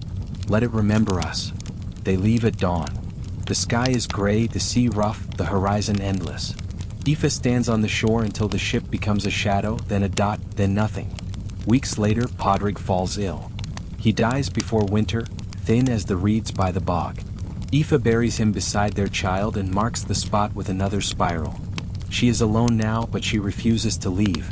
The house, the land, even the air feel bound to her bones. In 1852, the famine finally loosens its grip. By then, 1 million are dead and another 1 million gone across the ocean. Ireland's villages are half empty, its songs quieter. But the land remains, green again, deceptive in its beauty. Aoife is old when a letter arrives from Boston. It's from Cormac. He's alive. He's found work, a home, and a patch of soil where potatoes grow strong. He writes, I buried the stone in the earth here. Felt like Ireland. It felt like you. Aoife smiles for the first time in years. That night, she lights a candle by the window just as her ancestors once did, a light for travelers, a promise to the lost. The flame flickers, reflected in her eyes like dawn after a long black winter. The famine has ended, but its silence, like the spiral, will never fully fade. It lives in the wind, in the fields, in the stories whispered before sleep. A lullaby of hunger and endurance, of everything lost, and everything that somehow survived. The ocean is calm tonight, a rare thing after weeks of storms. Cormac O'Callan stands at the rail of a creaking ship, his clothes stiff with salt, his eyes fixed on a thin line of blue-green that might be land, or just another mirage of hope. Behind him, the Atlantic stretches endless and gray, hiding graves beneath its surface. It is 1848, and the famine still rages back home. The ship smells of sickness, sweat, and seawater. Children cry in their sleep. Old men mutter prayers that never finish. Cormac clutches the small spiral stone his mother gave him, turning it over and over in his palm until it feels warm. Land ahead, someone shouts. And there it is, America. The harbor is chaos. New York smells of coal and rain, a city rising faster than it can breathe. Ships unload their human cargo day and night. Signs hang at boarding houses, no Irish need apply. But Cormac doesn't flinch. He's seen worse. Have you ever arrived somewhere new with nothing but your name and a heartbeat that refuses to quit? He finds work digging ditches for the new gas lines, his hands blistered, his body thin but willing. The foreman yells, the wages barely feed him, but it's more food than he's seen in years. He sleeps in a crowded tenement on Baxter Street, where every language of exile echoes through the walls, Irish, Italian, Polish, dreams. At night, he sits by the window with a scrap of paper and a stub of charcoal, writing letters he cannot afford to send. He writes to Aoife, I planted the stone near the river. The earth here is red and strong. The people stare at us, but the ground doesn't. The ground just waits. He doesn't know she'll never read it. Aoife dies the following spring, her candle still burning on the windowsill. But memory travels farther than ships. Cormac meets Nora Byrne, another survivor from Galway. She works in a laundry by day and sings in a church choir by night, her voice clear and soft as running water. When she laughs, he forgets the famine for a heartbeat. They marry quietly in a parish chapel. No family, no feast, just a promise. She weaves a small spiral into the hem of her wedding shawl, so their story won't vanish in this new land. Years pass. Cormac's hands grow strong, his English steadier. He becomes a foreman himself, leading men who once slept beside him in the dirt. He saves coins in a tin under the floorboards, dreaming of buying a little farm somewhere inland, a place where the earth might finally belong to him. Do you think land feels the difference between exile and home? In 1861, America tears itself apart. The Civil War begins and recruiters roam the streets promising pay, pride, and food. Cormac hesitates. He's fought hunger, not battles. But the idea of fighting for freedom, any freedom, calls to him like an echo from Ireland. He joins the Irish Brigade, a unit made almost entirely of immigrants. Their green flags bear golden harps, their officers speak Gaelic prayers before battle. At Antietam, Fredericksburg, Gettysburg, they charge headlong, fearless and doomed. Thousands die under the same flag they carried across the sea. Cormac survives, but the war carves deep lines into him. When he returns, his hair is streaked with gray, and his hearing never quite recovers from the roar of cannon. But he's alive. And in America, that's enough to start again. He and Nora move west to Illinois, where farmland stretches flat and wide like an open promise. Cormac builds a cabin near the river, plants potatoes, oats, and corn. When the first crop rises strong and green, he kneels in the dirt, presses the spiral stone into the soil, and whispers, "For you, mother." At night, he tells their children stories, not of famine but of Ireland before hunger. Of poets and kings, of forests where wolves once howled, of a people who carved spirals into oak trees to remember who they were. The children listen wide-eyed, their American accents softening the old words. "Will we ever see Ireland?" his eldest daughter asks. "Maybe," Cormac says. "But Ireland already sees you." The years roll on. Nora's hair turns silver. Cormac's back bends, but his spirit doesn't. When he dies in 1892, his sons bury him beneath the same field he once cleared by hand. On his gravestone they carve no name, only a spiral like the one on the stone buried long ago. Generations will pass before anyone remembers what it means. But every spring, when the crops push through the soil, it feels as if Ireland itself breathes again through the land he tamed. And somewhere in the wind, crossing the plains at dusk, a voice seems to whisper. The land doesn't read their papers. It only remembers. The O'Callans are part of America now, but the Atlantic still murmurs in their blood. And though oceans divide them from the island that bore them, they've carried Ireland across the sea, tucked inside a memory that refuses to die. The year is 1910, and the prairie wind hums through tall fields of corn like an old tune half remembered. The O'Callans have been in Illinois for 60 years now. The land is flat, the sky endless, and yet, some nights when the moon rises just right, it still smells faintly of peat and rain like home. You are with Clara O'Callan, great-granddaughter of Cormac. She was born in a wooden farmhouse her father built by hand, its foundation still hiding a single stone, carved long ago with a spiral, pressed deep into the earth. No one knows who buried it there anymore. But when storms roll in and thunder shakes the window panes, Clara swears she can feel it vibrating softly beneath the floorboards. Have you ever felt history move under your feet like something alive, waiting to be remembered? Clara's father, Patrick, runs the farm with a quiet pride. He tells her that everything they own came from hard work and a bit of luck. But her grandmother, Nora, now old and nearly blind, tells a different story when the lamps burn low. She speaks of Ireland, the land of mist and saints, of rebellion and music, of nights where people danced in secret while soldiers slept. Clara listens with her chin on her knees, letting those stories soak into her like rain on dry soil.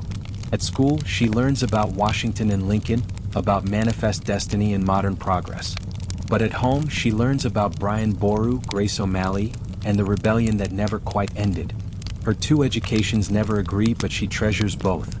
One summer afternoon, Clara helps her father dig a new well behind the barn. At 6 feet down, her shovel strikes something smooth.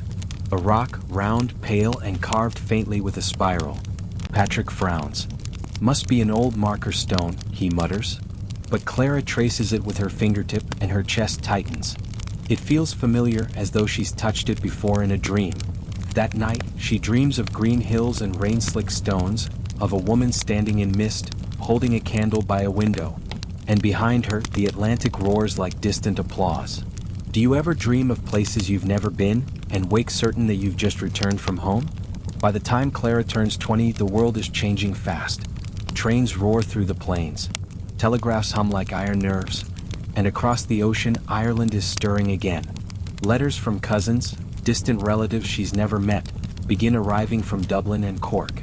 They speak of a rising tide of nationalism, of poets and teachers planning rebellion in whispered meetings. Names like Pierce, Connolly, and de Valera fill the letters like sparks in dry grass. Her father warns her not to romanticize it. "We left for a reason," he says. But her heart beats faster when she reads the words "Air shall be free." In 1916, on Easter week, the rebellion finally comes. The Irish declare independence only to be crushed within days. The leaders are executed. The world moves on, except Clara. She reads the headlines by lamplight, her fingers trembling. She feels grief for people she's never met, and pride she can't explain. One evening, she finds Nora asleep in her chair by the fire. The old woman's shawl has slipped from her shoulders, revealing a faint stitched pattern at the edge. The spiral. The same one carved on the stone beneath the house. "Grandma," Clara whispers, "what does it mean?" Nora smiles, her eyes still closed. "It means," she murmurs, "that we remember." When Nora dies the following spring, Clara buries the shawl beside her, wrapping it around a small handful of Illinois soil mixed with a pinch of Irish turf sent years ago in a letter. Two homelands folded into one. Years pass. The family prospers, survives the Great Depression, and sends sons to fight in distant wars. Yet the old rituals never vanish. Every Christmas Eve, a candle still burns in the window. For travelers, Patrick says, though no one travels that night. And every generation, one child is told the story of the spiral. By 1945, Clara is a grandmother herself. Her hair is silver, her voice gentle and measured. She tells her grandchildren about Ireland not as a place of tragedy, but as a rhythm, something that hums through blood and memory alike. "Never forget," she says, "that home isn't where you stand. It's what stands inside you." The children drift to sleep by the fire as snow begins to fall outside. The wind rises, carrying a soft, melodic sound through the cracks in the windows, like a faraway flute. It might be the storm. It might be something older. And in that moment, if you listen closely, you could almost swear you hear it. The heartbeat of a small island across an ocean, still pulsing faintly beneath a sky full of stars. The echo never died. It simply changed its accent. The year is 1948, and the Atlantic is calm again. Not empty this time, filled with ships carrying soldiers, families, dreamers. Among them stands Michael O'Callan, grandson of Clara, son of Patrick's youngest boy. He wears a U.S. Army jacket faded by the sun, the ghosts of Europe still clinging to its seams. World War II is over, but the silence that follows feels heavier than the guns ever did. Michael has crossed oceans twice now, once for war and now for something else. Home or the idea of it. In his coat pocket lies a small object, a thin spiral stone, smooth and cold, the color of moonlight. His grandmother pressed it into his palm before she died, whispering, "If you ever see the old country, give it back to the soil." So here he is, standing at the rail as the Irish coast comes into view, green, quiet, and glistening after rain. Feels unreal. He's heard about it all his life, the island of poets and rebels, of famine and faith. But the real thing is smaller, softer, like the breath of someone sleeping. Have you ever returned to a place you've never truly been and felt it recognize you? The ship docks in Cove, County Cork, the same port where countless Irish once left for America. Now Michael walks the reverse path, down the gangplank onto cobblestone streets that smell of salt, turf smoke, and rain. The locals greet him kindly, though his accent makes them smile. "Yank," they say affectionately. He stays in a boarding house above a pub, where fiddles play each night and old men argue about politics, history, and football as if they're all the same thing. Ireland has changed since his ancestors left. It's no longer a colony but a young republic, barely finding its voice after centuries of struggle. Every village has stories of heroes. Men who fought in the 1916 Rising, women who smuggled weapons beneath their shawls, neighbors who vanished during the Civil War that followed. Michael listens, trying to understand where myth ends and memory begins. One night, a farmer named Sean Byrne invites him to visit the countryside near Galway. "That's where your people came from," he says. "The O'Callans of the Shannon Valley. Tough folk by all accounts." They take a train west. Through the windows, the land rolls by, emerald fields cut by gray stone walls, sheep grazing like scattered clouds. To Michael, it looks both new and ancient, untouched yet scarred by absence. When they arrive, Sean leads him to a mossy hillside overlooking the river. "This," he says, pointing to a scatter of stones, "was your family's land before the famine." Michael kneels among the ruins of what might once have been a cottage. The foundation stones are cracked, swallowed by ferns. In the corner, half buried under ivy, something catches his eye, a flat rock etched faintly with a spiral. His breath catches. He brushes off the dirt, his hand trembling. The carving is almost gone, weathered by centuries, but it's there, the same spiral he's carried across an ocean. He sets his stone beside it. Old and new. Two halves of the same circle. Do you think the land remembers every name ever spoken into its wind? Sean watches in silence as Michael sits there, eyes closed, listening. All around, the sounds of Ireland rise. The buzz of bees, the rush of the Shannon, the distant call of a curlew. It feels less like sound and more like breath, as if the land itself is exhaling after holding it in for too long. That night, they share whiskey by the fire. Sean tells him about the War of Independence, about ambushes in the bog, about brothers fighting brothers in the years after. Michael listens, realizing that Ireland's story didn't end with exile, it only changed languages. He walks out into the night and looks up at the stars.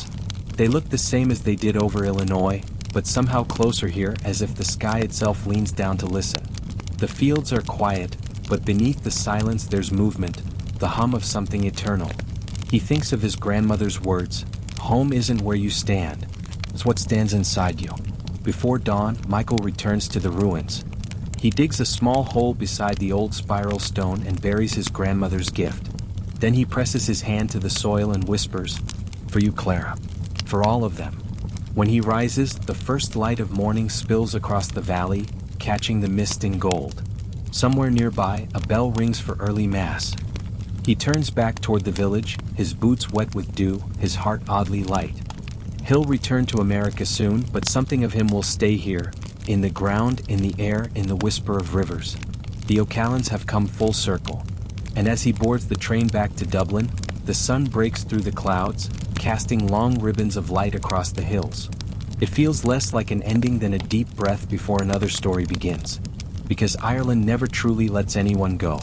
It only waits, patient, ancient, eternal, for the next soul who remembers. The century turns quietly, like a page too heavy to lift. It is the 1970s and the world hums with electricity and noise. Cities glow where fields once slept. Yet somewhere between that hum and silence, the old songs still breathe. You are with Anna O'Callan, granddaughter of Michael. Born in Chicago, raised among machines and snow. She knows skyscrapers, television static, the rhythm of trains at midnight. But sometimes, when she closes her eyes, she swears she can hear something else. The wind over distant hills, the cry of gulls, the sound of rain on stone. It feels like a memory she never earned. Have you ever missed a place you've never been? Her father, Daniel, is a quiet man. He works long hours at the steel mill, his hands calloused, his shoulders broad. On Sundays, he takes Anna to the river and skips stones across the surface. He doesn't talk much about Ireland.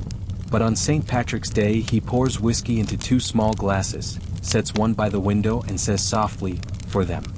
Anna once asked who them was. He smiled. Everyone who walked before us. In the evenings, her mother plays Irish records. Fiddles, ballads, slow airs. The sound fills their small apartment like candlelight. Anna lies on the rug and lets the melodies wash over her, imagining a green island under clouds, a place that smells of rain and bread. When she turns 18, she finds a box in the attic, a tin container wrapped in cloth. Inside are old letters, yellow with age, and a single photograph. A young soldier beside a crumbling stone wall. On the back, in faded ink, it reads, Michael O'Callan, Galway, 1948.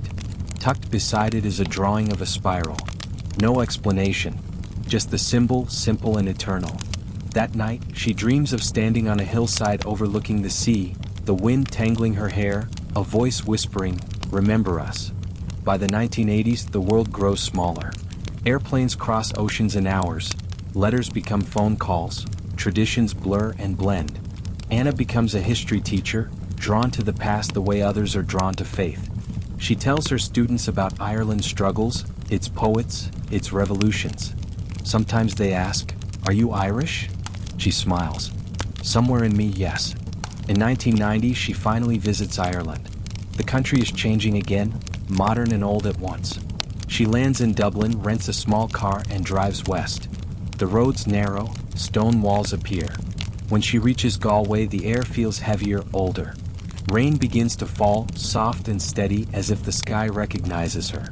She visits the Shannon Valley where her great-grandfather once stood. The ruins are still there, half swallowed by moss and time. Children play nearby, chasing sheep through the grass. Anna kneels and presses her hand to the earth. Feels warm like breath. She whispers, "I'm home." A farmer passing by asks, "You looking for someone?" "My family," she says. He grins. "That'll make us cousins then."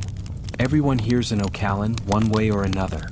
They share tea in his kitchen, the kettle whistling like a familiar tune. He tells her about how the country's healing, how peace talks are beginning in the north, how the young dream differently than their parents did. Anna listens, smiling softly. Everywhere she looks, she sees reflections of the stories she grew up with.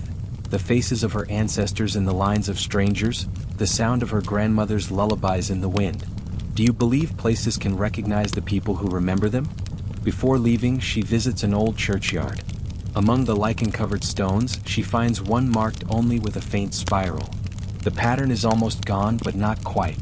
She kneels, tracing it with her fingertip, just as her ancestor Cormac once did. "I found you," she whispers. Then she stands and looks toward the horizon, where the sea glimmers silver in the afternoon sun. She feels small and infinite. When she returns to America, she brings with her a jar of Irish soil and a single smooth stone from the riverbank. She places them on her classroom desk beside a photograph of her students. Every morning before the bell rings, she touches the stone and whispers, "Good morning, Ireland." The years move on. Technology transforms everything. Phones become screens, letters become texts.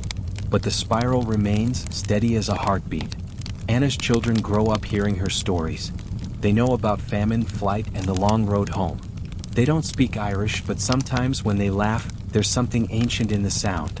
Something that doesn't belong to any one country but to memory itself. And when night falls and the house is quiet, Anna steps outside and listens to the wind moving through the trees. It sounds like waves, far away yet close enough to touch. In that sound, she hears the voices of her ancestors, whispering not of sorrow but of continuity. "We are still here," they say. "In your breath, in your stories, in the earth beneath your feet." The new world echoes the old, and the circle closes once more.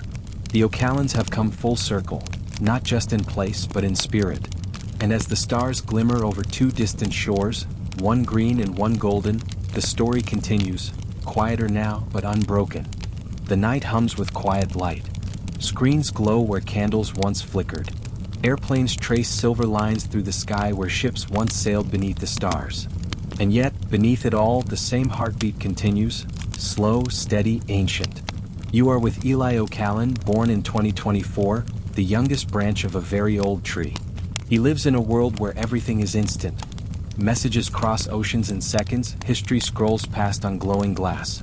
But sometimes, when the Wi-Fi drops and the house falls silent, he feels something else. Something older. He doesn't know why he dreams of green hills and gray rain. He doesn't know why, when he hears the sound of waves, he feels homesick for a place he's never been. All he knows is that there's a stone on his grandmother's bookshelf, smooth, pale, carved with a spiral. No one talks about it much. It's just there.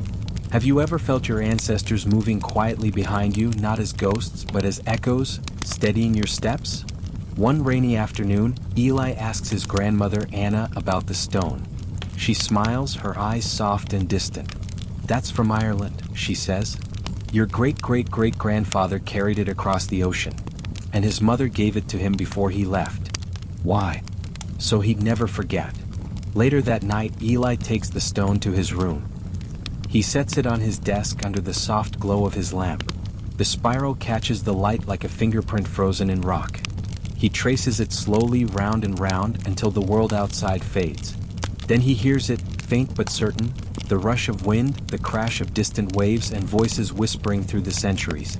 They tell him stories. Of famine and fire. Of ships and songs. Of promises whispered into the soil. He listens, eyes half closed, as faces he's never seen appear behind his eyelids.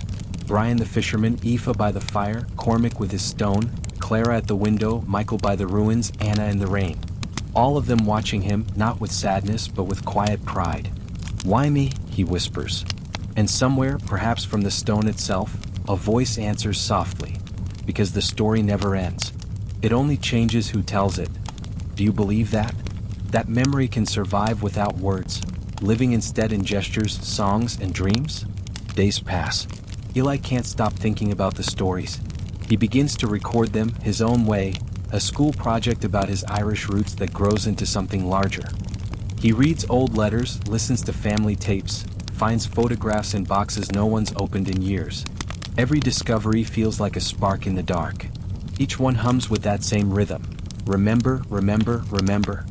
He writes late into the night, the spiral stone beside him.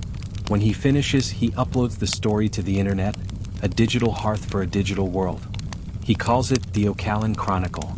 Within days, strangers begin to listen. Some leave comments. My family came from Cork. My grandmother had a stone like that. This helped me sleep and remember. Eli smiles. He hadn't planned to help anyone sleep. But maybe that's what stories are for, to calm the noise, to make the past soft enough to rest beside. One evening, he and Anna sit together on the porch as the sun sets. She's older now, her voice a whisper. He reads her the comments aloud. When he finishes, she takes his hand and says, "See, the story found its way home again." They sit in silence for a long time. The air smells of rain. Somewhere in the distance, thunder murmurs like an old drum. And for just a moment, Eli thinks he can hear faint music, a fiddle perhaps drifting through the clouds. "Grandma," he asks quietly, "do you think they know? The ones before us?" Anna smiles. "Oh yes," she says. "They've been listening this whole time." That night, when Eli goes to bed, he places the spiral stone on his bedside table. Its surface catches the moonlight, glowing softly. He drifts toward sleep, hearing not the buzz of his phone or the hum of traffic, but the timeless rhythm beneath it all. The wind, the waves, the breath of those who came before. And as his eyes close, the spiral seems to turn once more, drawing past and present into a single quiet circle. Unbroken, eternal, alive. Because stories don't end. They rest. And when someone new listens, they wake again. Like the land after rain. Like a dream returning home.